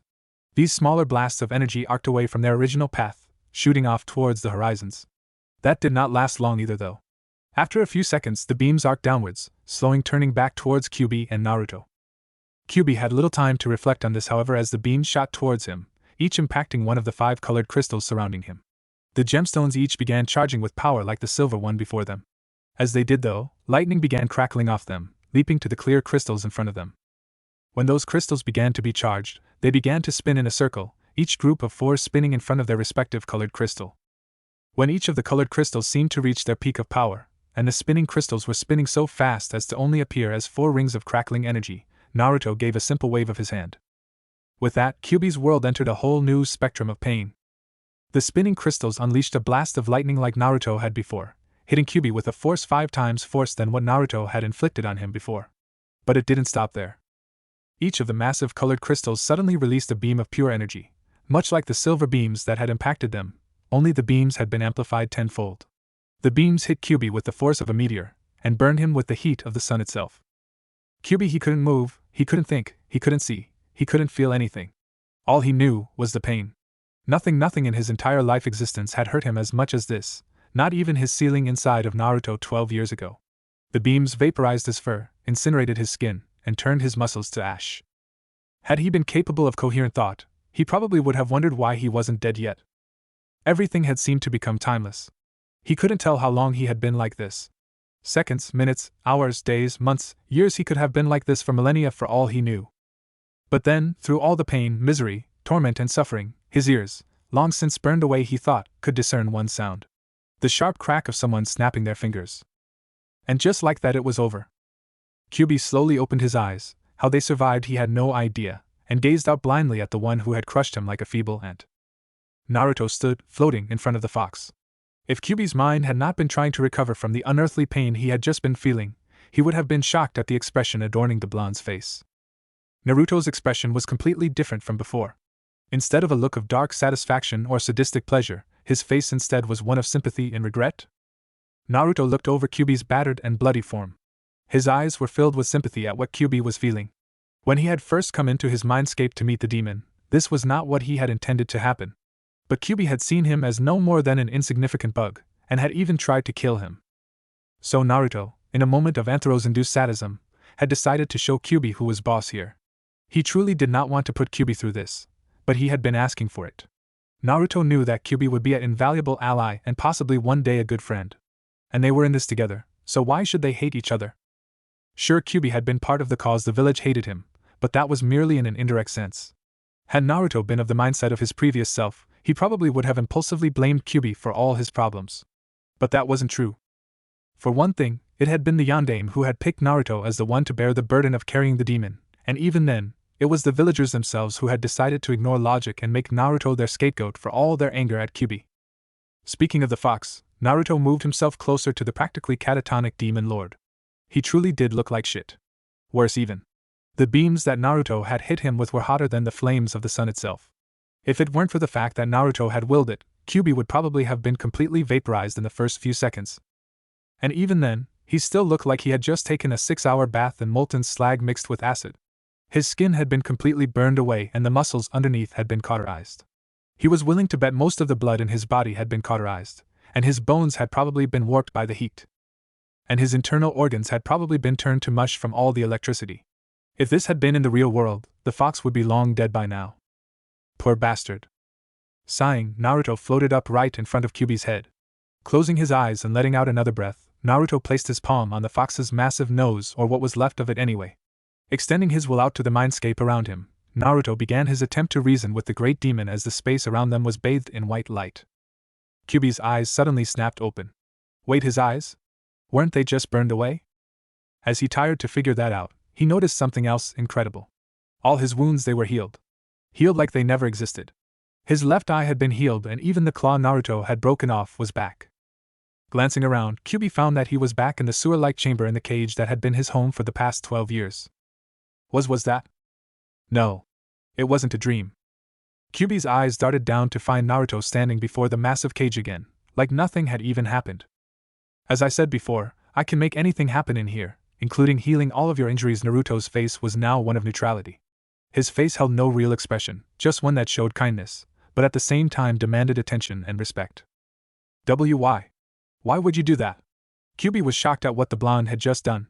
1 minute he was putting him through hell itself, and the next he completely heals him like nothing happened. Naruto simply shrugged. I'm just not normally that kind of person. I didn't intend to do anything like that when I first came here. I just wanted to talk. But you seem to be in no position to listen to me. You thought I was no more than an annoyance and could take over easily. I just needed to show you exactly where you stand in this situation. Now that you know, can we sit down and talk about this like civilized beings like I intended when I first got here? Kyubi was still speechless from what had just happened. This boy who could have turned him to dust easily was showing him mercy? Wasn't he the one who had made his life a living hell for the past 12 years? It just didn't seem like what a normal human would do. Humans were biased, prejudiced, and hateful creatures. The blonde-haired child before him should have hated him. Unless. Kyubi chuckled as the answer dawned on him, sending a low rumble resonating through the chamber. Naruto cocked his head to the side in curiosity. You're not human, aren't you? He stated more than asked, his lips curling into a knowing smirk. Naruto's own lips curled into a similar expression as he chuckled himself, his eyes closed. Not in mind, certainly. Humans are hateful, vindictive creatures. Their eyes are easily clouded by emotion. And above all else, they are quite stupid, as I have learned. They see with emotion and prejudice instead of logic and truth. Only a few of the masses see with logic, and do not allow their eyes to be needlessly clouded. I may be human physically, but in mind, I am far different from the average human. Indeed, Kyubi spoke, his head nodding in agreement. And yet you don't consider yourself better, do you? No, Naruto replied, I am merely different. Whether or not my difference makes me better or not is up to the opinion of those around me. If they think that I am better, so be it. If they think it doesn't, so be that as well. There is no such thing as simply better. Stronger maybe. Smarter maybe. But not better. For oneself to think themselves better, they will only be lead down the path of pride and arrogance, which shall ultimately lead to their downfall. The chamber rumbled again as QB broke out into a hearty laugh. Well then, if it's the opinion of others that matter, I think you have become better. To overcome such pointless things as pride and arrogance, you have surpassed most of your kind. Thank you. Naruto nodded towards the demon. But back to what I came here to talk to you about. Well, what is it? Alright then, QB, this is where things stand if you haven't noticed. I've studied Jinchuriki, and I know that now that I know of you're here, there will come a time in the future where I will need to call on your power. I know that with the seal I can probably use it without your consent, but I realize that with your help, I can use it far better and easily. So, my offer is this: I suggest that we make the both out of this situation that we're in, and help each other out. In exchange for helping me use your power, I'm willing to allow you a few amenities in here, within reason of course. We're going to be stuck together for the rest of our lives, so I'd rather be spending that time with someone I consider a friend than an enemy. So what do you say? You certainly know how to make a compelling argument, kid. And yes, I agree with you about our situation. So to answer your question, yes, I will help you. I do want a few things in exchange, however, though I believe they will do you good in the long run as well. Alright, shoot. First of all, you're going to have to allow me to increase the amount of my yuki that's flowing into your body. You do know about that, right? Well, I did guess that was why I had such high chakra stores. Exactly. Anyway, if I increase the amount of my yuki flowing into your body, it will grant me access to your senses and therefore, knowledge of the world outside this cage. From your end, this is a benefit as well. Your chakra stores will increase, as well as your healing factor, heightening your senses and boosting your speed, reflexes and strength. Basically a general upgrade of all your physical traits. You'll probably grow a little taller too. Finally, it will allow you to use my yuki more effectively without it hurting you. Don't ask about that now, I'll tell you once we get started. As for drawbacks, you might start unconsciously drawing on my power when experiencing points of emotional stress, but with the control you have over your emotions I highly doubt that will become an issue. Sounds like a nice enough compromise. So how exactly do I go about doing this? Naruto asked. Quite simple really. You just have to start using my chakra more regularly. These changes won't happen all at once. Instead, it'll happen over time as you use my yuki more and more. If you train with it daily, you should do fine. Though there is a way we can jumpstart the process if you're interested. Why do I get the feeling it'll be painful? Naruto asked with a knowing look. Because it will, QB said with what Naruto knew had to be a grin. Don't worry, it shouldn't be too painful, I think. Naruto just shook his head. Oh well, I guess this is just too good to pass up anyway. What do I have to do? Nothing too complex, you just need to. Sasuke Uchiha was not happy at the moment. At first glance, one might think it was his current predicament, having to put up with the dreamy stares of the most enthusiastic member of his fan club. And the occasional times she would try to talk with him or ask him out on a date, and by occasional, he meant roughly every few minutes. At the fact that they had been waiting on the small bridge their sensei had designated as their meeting spot for the past 2 hours, and you can imagine how his nerves could be extremely frayed. But that wasn't what was bugging Sasuke. He had long tuned out Sakura's annoying voice, and time had seemingly just flew by as he had pondered the burning question in his head. Just who was Naruto Uzumaki? The day before yesterday, at the genin assignments, he wasn't sure what to make of the blonde. When the blonde had first come in, he had been just as shocked as everyone else. And even more so when he skillfully turned Kiba's taunt back on the dog boy. After that, Sasuke had merely tuned out everything else in the room, as he had sensed the approach of 2 of the most determined members of his fan club. He had long since learned how to tell when they were near. His anti-stalking reflex, as he called it. Though when the teams were called, he had found it curious that Naruto seemed to be just as unhappy with being partnered with Sakura as he was. Even more impressive, however, was that Naruto, who to Sasuke's knowledge had a tremendous crush on Sakura, seemed to completely abhor the fact that she was on his team, and Sasuke's respect for the blonde rose just a notch higher. It seemed as though Naruto had either gotten over his crush on Sakura, or he had forced her out of his mind. Either way, it was bound to make a better ninja out of him. That could only work to his favor. But what little respect he had for the blonde had been quickly worn away in the 3 hours they had waited for their sensei to arrive. After all of the other teams had left, and it was obvious they might be waiting for a while, Naruto did something that anyone with common sense would do. He found something to occupy his time. But it was what he had found that was what so infuriated Sasuke. When the last of the teams and Iruka had left, Naruto had glanced around, pulled a pencil out of his pocket, and proceeded to start tapping it on his desk. This continued for 3 hours. At first, Sasuke didn't think much of it. But when it was practically the only sound in the room, it got on his and Sakura's nerves rather quickly. Occasionally, he would accompany the tapping with the whistling of some strange tune that Sasuke couldn't place. But it was definitely wearing his nerves away into near non-existence. However, before he was driven to the point of losing it completely and beating the blonde into a bloody pulp, Sakura seemingly solved his problem for him. Screaming at the top of her lungs and jumping out of her seat, the pink-haired girl stomped up the blonde and was about to pummel him when something very odd had happened. As Sakura's fist connected with his face, Naruto had poofed into smoke to reveal a man in a Jounin outfit. He was tall, easily 6 feet 4 inches. His first distinguishing feature was that he hid most of his distinguishing features. He had on a blue face mask that covered up to the bridge of his nose, and his forehead protector covered one eye. His silvery gray hair shot up, as if defying gravity, and his one visible eye seemed to exude laziness. Or at least it would have, if he wasn't getting punched in the face. Their sensei, as he later realized. Though he did have to admit, using Kawarimi to escape Sakura's wrath was ingenious. Sasuke was just glad that he hadn't been the target of it. After that, during their introductions, he was treated to even more surprises as to Naruto's change. He had completely lost any of his high-strung, hyperactive tendencies. He was more like Shikamaru than anything else.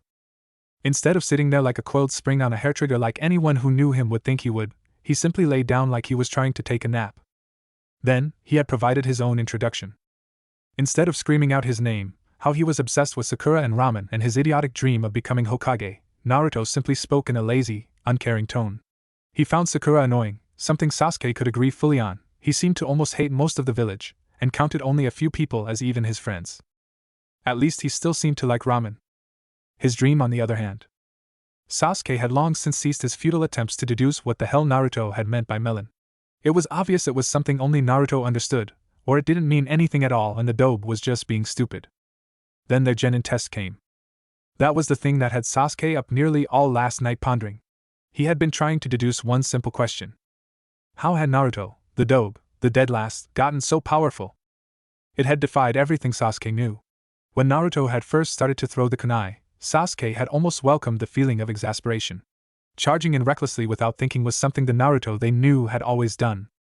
But when Kakashi had turned the attack completely on its head and tried to scold the blonde, Sasuke and Sakura had been in for the shock of their lives. Naruto had used the attack as bait to lure Kakashi to him, where he had a clone waiting, a maneuver that, though he'd never admit it, Sasuke knew even he would never have come up with, especially so quickly. And where, and how, had Naruto learned to make solid clones? After the test had started and Kakashi had disappeared, Sasuke had spent nearly an hour searching for the man.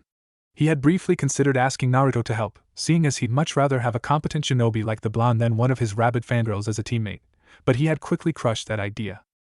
After all, what good were teammates in the long run anyway? And besides, if the dead last could do that well against Kakashi, then he should have no trouble against their would-be sensei. Sasuke soon lived to regret those words.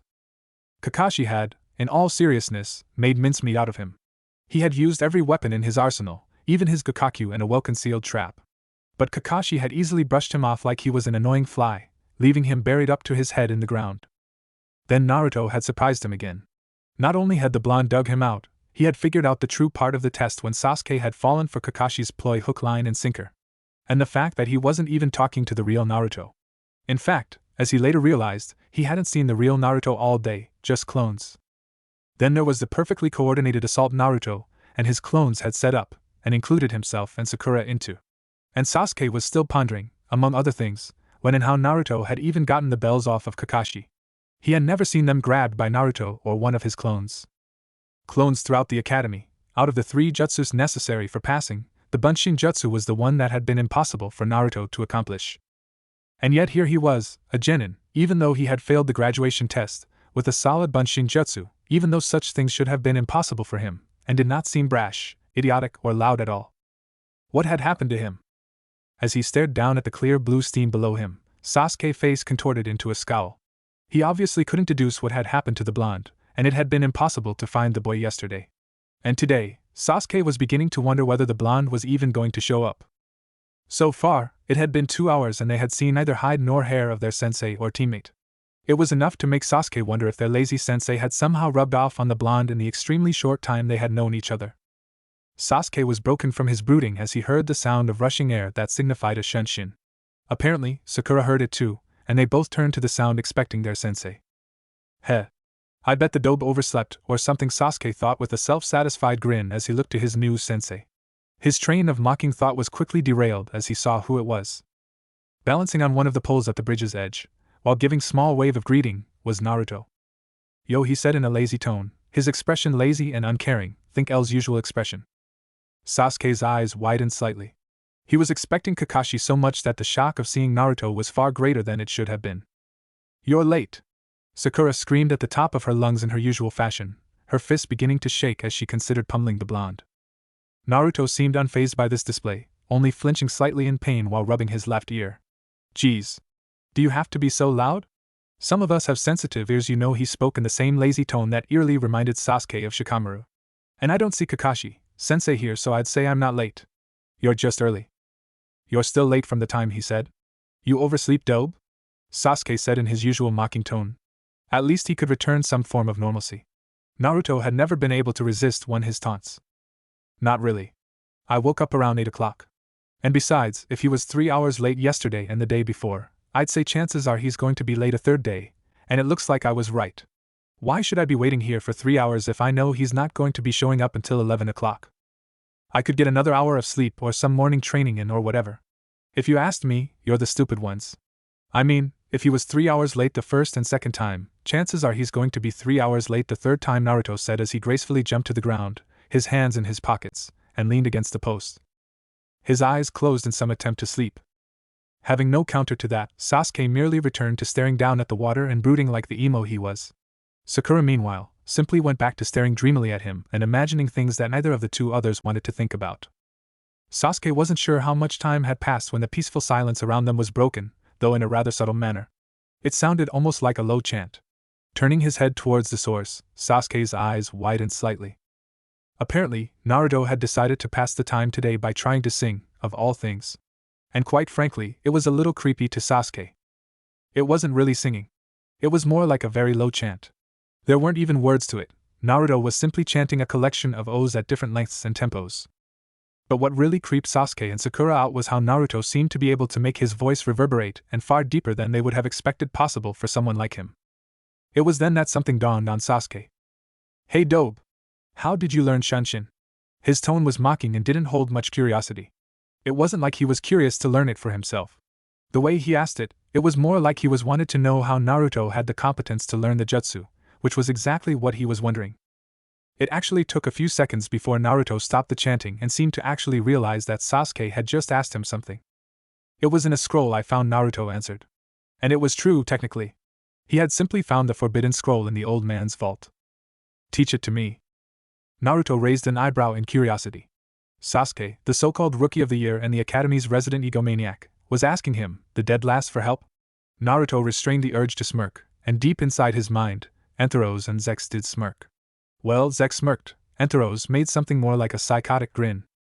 It was time for that lesson in humility. Oh? Why are you asking me? I thought I was the dead last. Shouldn't you be above asking me for help? This time, Naruto couldn't resist the small, satisfied smirk that spread across his face when Sasuke's eyes widened as tried to process that information. However, Sakura seemed ever eager to help boost the Uchiha's already overinflated ego. Yeah. He is above asking you for help. That's why you should be so thankful that he is. She yelled at Naruto, who was flinching in the slight pain her voice dealt to his eardrums, but he soon found a way to shut her up. Quickly pointing to Sakura, he spoke. You. Shut up. I'm puning him with logic. You'll get your turn. This had the desired effect of immediately shut Sakura up in a combination of shock that he had just insulted her, the fact that he seemed to be doing that a lot lately not yet occurring to her, and her attempts to process what he meant by that statement. By this time, however, Sasuke had managed to regain his superiority complex and was seemingly unaware of what Naruto had just told his fangirl. Yeah, so what's your point? Teach it to me, he said, his voice raising in volume. Naruto was tempted to keep leading the Uchiha in circles of his own self-contradicting logic, but it was time to work on deflating that ego of his. No, Naruto said, his tone telling that there was no room for argument. But Sasuke wasn't going to listen to that. What? Why not? He almost yelled this time. Maybe it was the fact that he expected Naruto to just blindly agree like almost anyone else in the village would. But Naruto wasn't most people in the village. For 3 reasons, the blonde said as he held up one finger. 1. It would only serve to further inflate your ego, which is about the size of Kumo by the way. 2. You didn't ask nicely. And 3. I don't like you. Needless to say, Sasuke was not happy. What? Why should that matter? I am Dash. Yes, I know, you're the genius, Uchiha, Naruto interrupted, speaking in a sarcastic tone. Now explain to me why that's a good reason why I should just give you whatever you want. Oh wait. That's why the entire village has been giving you anything you like for the past 5 years. Well, get this through that oversized head of yours, Uchiha. I am not most of the village. In fact, the very fact that most of the village has been practically bowing at your feet is enough justification for me to not teach you anything. Naruto finished his brief rant and exhaled, waiting for Sasuke's reply. Said Uchiha looked quite angry at this moment, as well as his fangirl. Baka! Sakura screamed, how dare you speak to Sasuke-kun like that? He could beat you into a pulp in no time flat. He's an Uchiha. He's better than you. Oh? Naruto asked, a look of amused curiosity on his face. And just where is his almighty Uchiha clan that he thinks gives him such greatness? I don't see a clan. In fact, I don't remember any such clan since 5 years ago. As far as I'm concerned, Sasuke, you have no clan. You're just an egotistical boy with a bloodline. A bloodline, I might add, that you haven't even awakened. If the symbol of the Uchiha's power is this almighty Sharingan of theirs, where is yours? If you don't have it, I don't see how you're any different from anyone else in our class.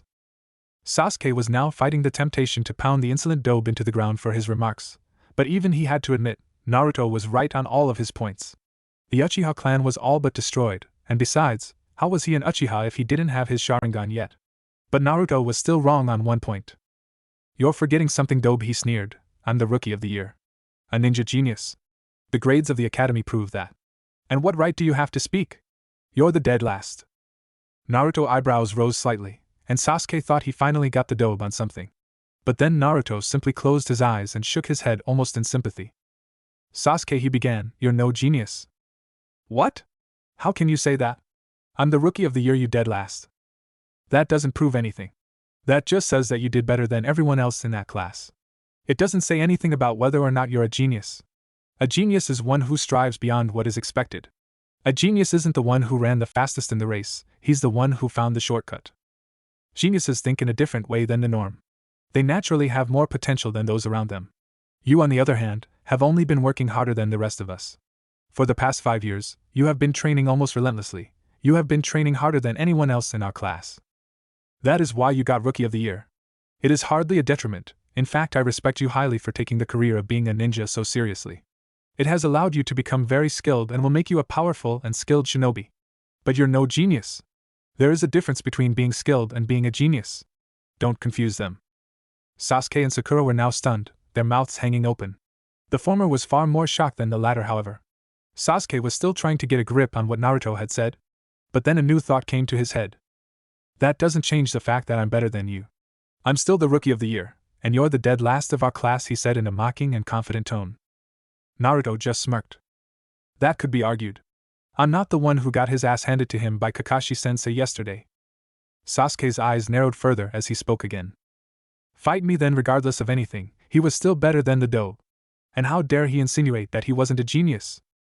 A dark grin spread across Naruto's face as he replied. Alright, but no ninjutsu. I can't use my clones, and you can't use your fireballs. Agreed? Fine. I won't need them to beat you, and he wouldn't. It was common knowledge at the academy that Naruto's taijutsu sucked. Naruto chuckled as he stood up straight and walked to the end of the bridge, so he was directly facing Sasuke, who stood at the other end, already in his taijutsu stance. Sasuke raised an eyebrow as he did. Was it his imagination, or was Naruto slightly taller than he was yesterday? Don't judge a book by its cover. Its pages might just eat you, he said as he assumed an odd pose. His left hand was coiled into a fist, but he brought his arm around behind him so it was on his lower back. His right hand was open with his arm extended out. The upper arm was held at his side with the forearm extended forward at an upward angle. Finally, his palm was open and facing upwards. Sakura immediately moved out of the way, a giddy look on her face. Naruto had a feeling she didn't have much confidence in him. Sasuke was slightly puzzled. He had never seen that kind of stance before. Had the blonde discovered a new one? It didn't matter though. If Naruto couldn't master the academy taijutsu, how could he hope to learn a more advanced style? Naruto let out a slight sigh as he calmed himself. He would need all his concentration for this. Zex and Varsi were the keys to this style. His mind completely calm, Naruto opened his eyes, the eyes of Zex, and spoke in his monotonous voice. Come then. Show me your strength. Sasuke didn't seem to need any prompting. He instantly charged Naruto, his left hand throwing a powerful strike to his face. Naruto, however, immediately tilted his head to the left, dodging the punch. The blonde then followed up by knocking Sasuke's arm away with his extended arm. Sasuke quickly retaliated by throwing a quick jab with his right hand, only for it to be intercepted by Naruto's other hand grabbing his wrist. Naruto quickly followed through by gripping Sasuke's left arm with his right hand and pulled Sasuke off balance, moving past the boy with his foot outstretched at the same time. The result was Sasuke tripping over Naruto's foot and being thrown to the ground behind him. Scowling, Sasuke was instantly back on his feet, and was on Naruto again, raining down a hail of punches and strikes. Naruto, however, skillfully dodged or stepped out of range. Sasuke was quickly losing his cool. How could this be happening? He had the best taijutsu in the class, and yet he hadn't managed to land a single blow on the blonde. The strikes that did actually impact Naruto were quickly blocked and countered. He just couldn't fathom how this could be happening. How did the dope get this good? It was like he could see his moves before they happened, and was he imagining things, or had Naruto's pupils elongated into slits? Damn it! Sasuke cursed as he leapt forward, throwing another full-force punch at the blonde's chest, hoping to catch him off guard. But his opponent had seen straight through his ploy. Bringing up his hand, Naruto caught Sasuke's oncoming fist and quickly pushed it downward, sending Sasuke flying over him. The Uchiha was quick to recover, however. Landing on his hands, Sasuke sent a spinning kick at Naruto's head. But the blonde saw through that feint as well. Thinking quickly, Naruto not only ducked under the kick, but also caught Sasuke's ankle, leaving the boy helpless. You have become strong, Sasuke. Uchiha Naruto spoke in a calm, even tone that had an almost sage-like sound to it. Though. Naruto stopped as he twisted Sasuke's foot, sending the boy tumbling. But even then, Sasuke lashed out with his other foot, hoping that the blonde would be too distracted. He had no such luck. Naruto leapt up out of the path of Sasuke's attack, flipping end over end until he landed on one of the posts at the end of the bridge, gazing down at Sakura and the prone Sasuke with uncaring indifference. Much to learn, you still have, he finished, assuming his starting pose. Naruto could only inwardly smirk as he looked at Sasuke's scowling face. This was why Sasuke was no genius. He thought in a far too linear fashion. He didn't think with strategy. He just rushed in and used brute force. This was why he had almost failed Kakashi-sensei's test. He, on the other hand, had quickly found a way to exploit this weakness in Sasuke, as well as capitalizing on his own greatest strength. His nigh-infinite stamina. Over the past week, during his training with his clones, he had soon learned that he had hardly any aptitude when it came to taijutsu. He simply could not grasp the academy style that he had been taught. So he had come up with a rather effective solution. He had made his own taijutsu style. He was still unsure of what to call it, but its effectiveness was quickly apparent. The style capitalized on his strengths and eliminated his weaknesses. The concept behind the style was pure defense. The entire style revolved around blocking, evasion, and counterattacks. Naruto had designed the style not as a taijutsu, but rather as a counter to taijutsu. The idea of the style being to use his incredible stamina to turn a battle into a war of attrition. He would simply wear his opponents down before going for a kill. The style's main strength was the way Naruto would concentrate on only his opponent's movements and defending against them. Without being distracted by his own offensive, his defense was made far stronger. Of course, the style was completely ineffective against anything but taijutsu, but then since Naruto didn't like fighting with taijutsu anyway, that wasn't really an issue. The only real weakness of the style was if someone happened to be faster or stronger than Naruto himself was. But yesterday's augmentations Kyuubi's Yuki had given his senses and muscles had given him the perfect edge over Sasuke. Naruto was broken from his musings as Sasuke leapt up to attack him again. Regaining his senses, Naruto leapt off the post, landing on the ground at the end of the bridge, a now enraged Sasuke glaring at him from atop the post. Geez. He looks like he's gonna blow a gasket. What Sasuke did next, Naruto could admit he wasn't expecting. Well, he was expecting it, he just didn't think Sasuke would actually go that far. Said Uchiha leapt high into the air. Naruto tensed, wondering what the Uchiha was planning. Then Sasuke started making hand seals. Naruto's eye widened as he realized what Sasuke was doing. So much so that he didn't move until Sasuke finished. Gokakyu no Jutsu! Sasuke practically screamed in anger as he let loose the giant fireball at Naruto. Naruto's look of disbelief quickly hardened into a scowl. Dumbass! Naruto yelled, mostly to himself actually, as he pulled a kunai from one of the pouches on his leg. With a flick of his wrist, he sent the knife flying directly into the oncoming fireball. On its other side, Sasuke was still unaware of what Naruto was doing, too consumed by his own hate to think clearly. Then the kunai exploded.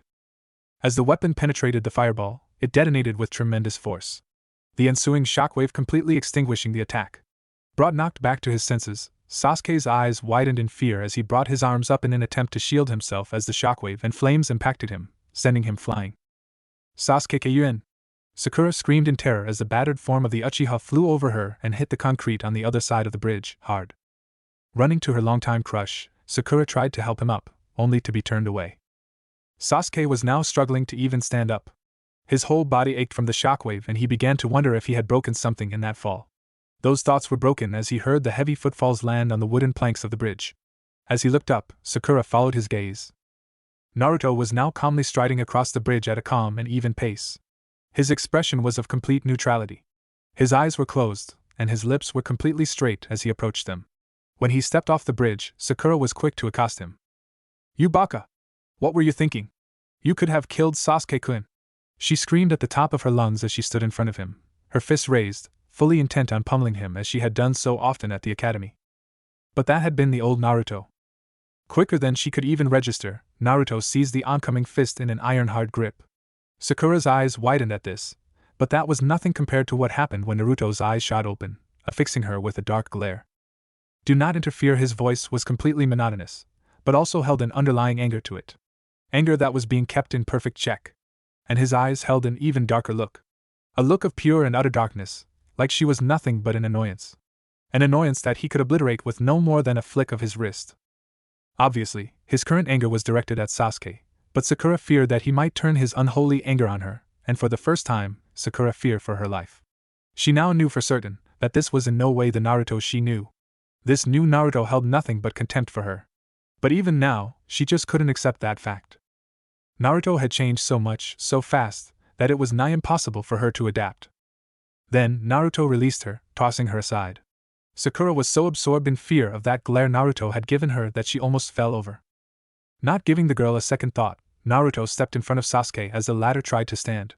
Naruto quickly affixed Sasuke with the same dark glare he had given Sakura as he spoke in the same neutral voice, though with a bit more emotion and volume this time. "You dumbass! You almost killed me just now," he said, his voice beginning to raise in volume. "Whatever," Sasuke said, trying to salvage what he could of his already splintered pride, "you still lost, though." "Lost?" Naruto asked incredulously. "Ha! I'm not the one barely able to stand." Growling, Sasuke finally got to his feet. "I'll show you who's barely able to stand," he yelled as he began to charge Naruto. But just as he did, he felt a strong hand grip his shoulder. Looking behind him, Sasuke could see the form of their sensei towering over him. "That's enough." Naruto gazed at his sensei and currently restrained teammate, a look of uncaring indifference on his face. A seething Sasuke was now being grappled easily by Kakashi, the orange book missing from his hands. The hand that the boy was about to use to strike Naruto was now pinned behind his back to paralyze him. "That's enough," the man spoke in a low voice, not the lazy, uncaring tone from yesterday, but one that demanded attention, and seemed to carry an underlying hint of disappointment. Naruto could instantly tell what that stemmed from. He supposed he'd be in a similar state if he was in Kakashi's position. "Kakashi-sensei!" Sakura yelled as she saw him. "Where the hell were you? Naruto baka almost killed Sasuke-kun." Sakura was cut off from her ranting as she immediately found herself gripped by what could only be described as concentrated fear. As Kakashi's single eye gripped her in a piercing gaze, Sakura found it impossible to move, even difficult to breathe. It was much like the terrifying gaze that Naruto had affixed her with only minutes before, only this was far worse. When she had met Naruto's piercing and haunting gaze, it was like she was being stripped bare. Like every secret she ever held or will be holding was completely and utterly brought to light without any personal preference. Like everything about her was being taken apart and examined like some scientific specimen. But more than that, it had been not just the fact that she felt so examined. It was that she felt so utterly powerless. Like every defense, both mental and physical, that she ever had was torn down, and she was at the complete mercy of the blonde. What Sakura was feeling now was far worse. What Kakashi was directing at her now could only be described as pure, concentrated, unadulterated fear. It felt as if a knife was being pressed to her throat, as if he could end her life with a single thought. It was terrifying to say the least. And then, just as quickly as it came, the aura of fear vanished. Like a morning mist in the heat of the day. Kakashi was still affixing her with his dark, cyclopedian gaze, but it held none of the fear from before, like the oppressive aura had been simply turned off like one would do to a light switch. Sakura was suddenly struck by a flash of inspiration, a memory of a lesson Irika had given them a year back. Killing intent. Now it made sense. What Naruto and now Kakashi had hit her with was their own respective killing intent, or KI as the abbreviation was. But what truly shocked Sakura was not Kakashi's, he was a Jounin after all, and she was just a lowly genin just out of the academy. No, what truly amazed and even terrified Sakura was that Naruto, someone who should have been below even her skill level, could have induced a similar effect. Granted, Naruto's wasn't as terrifying or fear-inducing as Kakashi's had been. In fact, that was what scared Sakura the most. It was that it hadn't been as bad. The raw power behind Naruto's Ki-induced glare had been nowhere near as strong as Kakashi's. And yet, the effects they had on her were almost identical. Naruto's Ki had paralyzed her in fear just as much as Kakashi's had, and with probably a tenth of the power. Just what was so special about Naruto? Was it because his Ki, or his chakra for that matter, was different than others? Was it some kind of special talent or bloodline? Or is it just a sign of how weak I am? Sakura thought to herself as she recalled the feeling of complete and utter inferiority she had felt yesterday. At the sight of seeing the incredible power Naruto possessed. How he seemed to be surpassing all of them, even Sasuke now that she had seen them fight. Naruto simply seemed to be on a higher level. Sakura's eyes suddenly widened as she recalled his words from before. A genius isn't the one who ran the fastest in the race, he's the one who found the shortcut. They naturally have more potential than those around them. There is a difference between being skilled and being a genius. Don't confuse them. Naruto had said those words to teach Sasuke a lesson in humility. But maybe it had a deeper meaning as well. Was he referring to himself? Does he think that he's a genius? Sakura wondered. Sakura Kakashi spoke, breaking the girl from her ponderings. It was a voice that was a bit less dark and foreboding than before, but still held the undeniable authority. I will not have your infatuation with Sasuke overriding your simple logic. I watched the battle from beginning to end. Sasuke is the one who struck first. It was only natural for Naruto to retaliate. Sakura could only nod in agreement.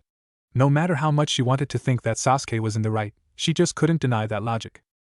Though at the same time Naruto Kakashi continued, looking to the blonde who now looked on in curiosity as to what his sensei was about to say. I believe you overreacted. You could have handled the situation better than hurling an exploding kunai into the fireball. Sasuke could have been seriously injured had you not timed the note right. The thoughts that now it seemed that Sasuke was now in the right and Naruto in the wrong immediately broke her from her internal thoughts, and set her back into her admiration and infatuation with the young Uchiha. Yeah.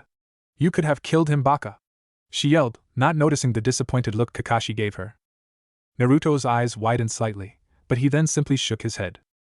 Sakura, if I had actually wanted to kill Sasuke, believe me, he'd be nothing more than an ugly stain on the landscape right now.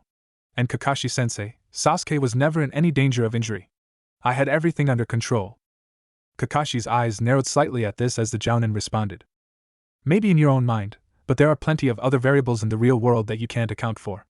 What if the exploding tag you used had been faulty and burned slower than normal? What if it was more powerful than you anticipated? Sasuke could have been seriously injured, he spoke in a scolding tone.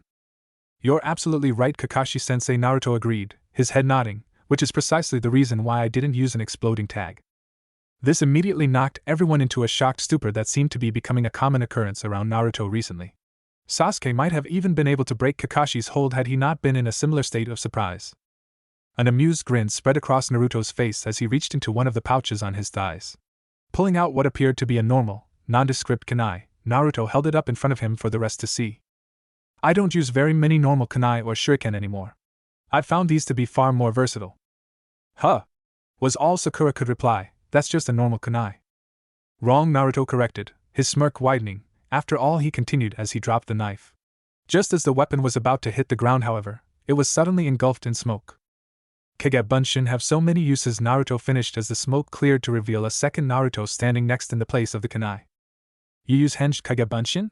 Kakashi asked in disbelief. Why not? Naruto asked in mock surprise. I mean, they can do almost anything. This way I can get any weapon I might need at a moment's notice. Besides, how many people are going to expect a kunai or shuriken randomly explode or turn into a clone? While Sakura and Sasuke were looking on in shock, Kakashi also had a look of amazement and pride as well. Naruto truly had taken the technique to its ultimate level. He had heard of people hinging their Kagebunshin so they could sneak into places, but Naruto had taken it a step further. Combined with the sheer number of clones that he could create, in Naruto's hands, the potential of Kagebunshin was nigh limitless. Naruto could only smirk at their shocked expressions as he continued. And the best part is that I can just make a group of these guys and store them ahead of time, he said, gesturing to the clone who just smiled and waved at the others. Hi. That way my chakra isn't depleted and I have that much more to use in battle. If I happen to need a few clones, I can just toss a few weapons and I've got some backup with no chakra depletion, Naruto finished as he looked down at his teammates who only just seemed to be coming out their shocked stupor. Something that seemed to be happening frequently around him. His clones, however, quickly put them back in one. I like pancakes. While Sasuke, Sakura and Kakashi were now looking at the clone with a general WTF expression, Naruto just glanced to his companion before assuming a thoughtful look. Indeed. They are good. Maybe we'll go get some later. Yay! The clone cheered before poofing back into a kunai, which Naruto retrieved and returned to the pouch on his leg. So you were saying, Sensei? Naruto asked, turning back to Kakashi who had now released Sasuke. Alright, I guess you did have things under control.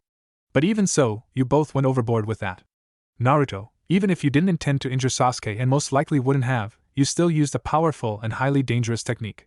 Bunshin Daibakuha is not a skill to be used so flippantly. And Sasuke Kakashi now turned to Sasuke, who had been smirking spitefully at seeing the blonde being admonished. What you did could be considered assault. You and Naruto both agreed not to use ninjutsu in your fight, and you used a very dangerous and potentially deadly technique on him. If Naruto hadn't been careful or prepared, he could have been seriously injured or killed. I am in no way against sparing, but I will not have my students trying to kill each other. Sasuke's eyes were now wide in shock at the forcefulness of his teacher's statement, and even took a slight step back from the man. Kakashi seemed to not even notice this as he continued. If I ever see you, any of you, he spoke as he glanced towards Naruto and Sakura using techniques on each other that could seriously injure or kill each other without my approval, I am dropping you from the program and sending you back to the academy. Is that clear? He finished, applying a slight amount of ki to his voice to make his point, leaving his students in states of varying amounts of shock and unease. Yes, sir. Naruto spoke, his expression and voice conveying that he understood perfectly, and would do his utmost to follow the orders his teacher had given him. Sakura was the next to recover, nodding vigorously in agreement to Naruto's statement. Yes, sensei. We'll do that. Sasuke just sighed as he seemed to accept defeat. Yes, sensei. Kakashi seemed to accept this and nodded. Alright, now that that's out of the way, time for what we were supposed to be doing, he said, reverting back to his normal, lazy tone almost instantaneously. Pulling the familiar orange book from his ninja pouch, Kakashi began walking off, motioning for his students to follow. Today, we officially start missions as Team 7. We'll get our missions from Hokage-sama at the tower, so we'll be off there now. Naruto simply shook his head as Sasuke's and Sakura's faces lit up in surprise and anticipation. The fact that this was what they were doing was quite obvious. Naruto had been guessing it even before Kakashi had told him yesterday, though he was a bit curious as to what exactly they'd be doing. From what he, or rather the 100 or so Kage Bunshin he'd scattered around Konoha listening to whatever people may have been talking about, had heard, they'd only be doing low-grade D-rank missions. Nothing too big like escorts or assassinations. Heck, they most likely wouldn't even be leaving the village. But at least he knew they'd be pretty easy, and they'd be getting paid too, which was always good. Naruto's attention was then turned to a soft giggling coming from Kakashi. Glancing up at his sensei, the blonde noticed he seemed quite into that orange book of his. This in of itself made Naruto curious. Just what was in that book that his sensei found so interesting? Focusing chakra to his eyes, Naruto's vision magnified by a few degrees, one of the bonuses from the influx of Kyuubi's Yuki he'd gotten yesterday. With his enhanced vision, Naruto examined the title of the book, a bit of a chore considering that he was doing this from partially behind the man and out of the corner of his eye as to not attract attention, but he managed. Aika Paradise? Wait, isn't that? Naruto's eyes widened slightly before adopting something of a WTF look. Kakashi, supposedly one of the strongest ninja in the village from what he'd heard, spent most of his free time reading porn? Okay, this guy has issues, Zeno said, voicing Naruto's thoughts. Yeah, got that right, Antheros agreed, shaking his head in semi-disbelief. Zex seemed to be in a much lesser state of surprise. Meh. So he reads porn. Plenty of people do. Yeah, but out in public? Naruto put in. Hey, porn remess with corn, Drax said out of the blue, something everyone else just seemed to tune out. Where'd Dio cats come from? From your mom. Really? She must really like cats. Do any of you really think he should be reading that stuff in public? I mean, there are impressionable children around. Varsi spoke up. Ha! I bet they don't even know what that is. Naruto himself adopted a thoughtful expression as the pyro's statement sank in. That's an idea. Huh. Oh, I see where you're going. Anthros chuckled to himself as he caught on. What is it? Xenos inquired. You'll see, Anthros replied, his face bearing an evil, knowing smirk as Naruto enacted their evil plan. Hey, Kakashi-sensei? Naruto asked as the 3 genin and 1 jounin walked through Konoha. HM? Do you really think it's such a good idea to read stuff like that in front of impressionable children such as ourselves? Kakashi's eyebrows rose slightly, but quickly suppressed it. He was about to counter with his own argument when Sakura spoke up. Huh? What are you talking about? Sakura asked, suddenly curious herself as to what the book was that her sensei found so interesting. What is that book anyway? And though he did his best not to show it, Sasuke was equally interested and looked slightly towards his sensei, silently awaiting an answer. Well, Kakashi stammered slightly, not exactly sure how to proceed with the situation. None of the teams he had taken in the past had asked him about that before their test, and he had failed every single one of them, save this one. So he was unsure how to broach the fact that he was an avid porn reader to 12-year-old children. Granted, they were shinobi, but that didn't have any effect on their inherent naivete and closed-mindedness to such things. You see, it's porn. Sasuke and Sakura were now looking at their blonde teammate with semi-shocked expressions. Said blonde was returning their gaze with an evil, victorious smirk. Ha! Priceless! The 2 flabbergasted genin slowly looked to their sensei for some sort of confirmation of this. Wa? Sakura now stammered, her face a combination of shock and growing disgust. But before her sensei could say anything in his defense, her blonde teammate continued. Oh yeah? It's called Ika Paradise. You ever heard of it? Well, apparently it's one of the best-selling adult book series in the elemental countries right now. And from what I've heard, he's quite the avid reader. And yes, it is porn. Naruto spoke up, an innocent look on his face, with an undertone of an evil, triumphant smirk as seeing his teammates apparently scarred for life and his sensei seriously unsettled. So sensei, I don't think you ever answered my question, did you?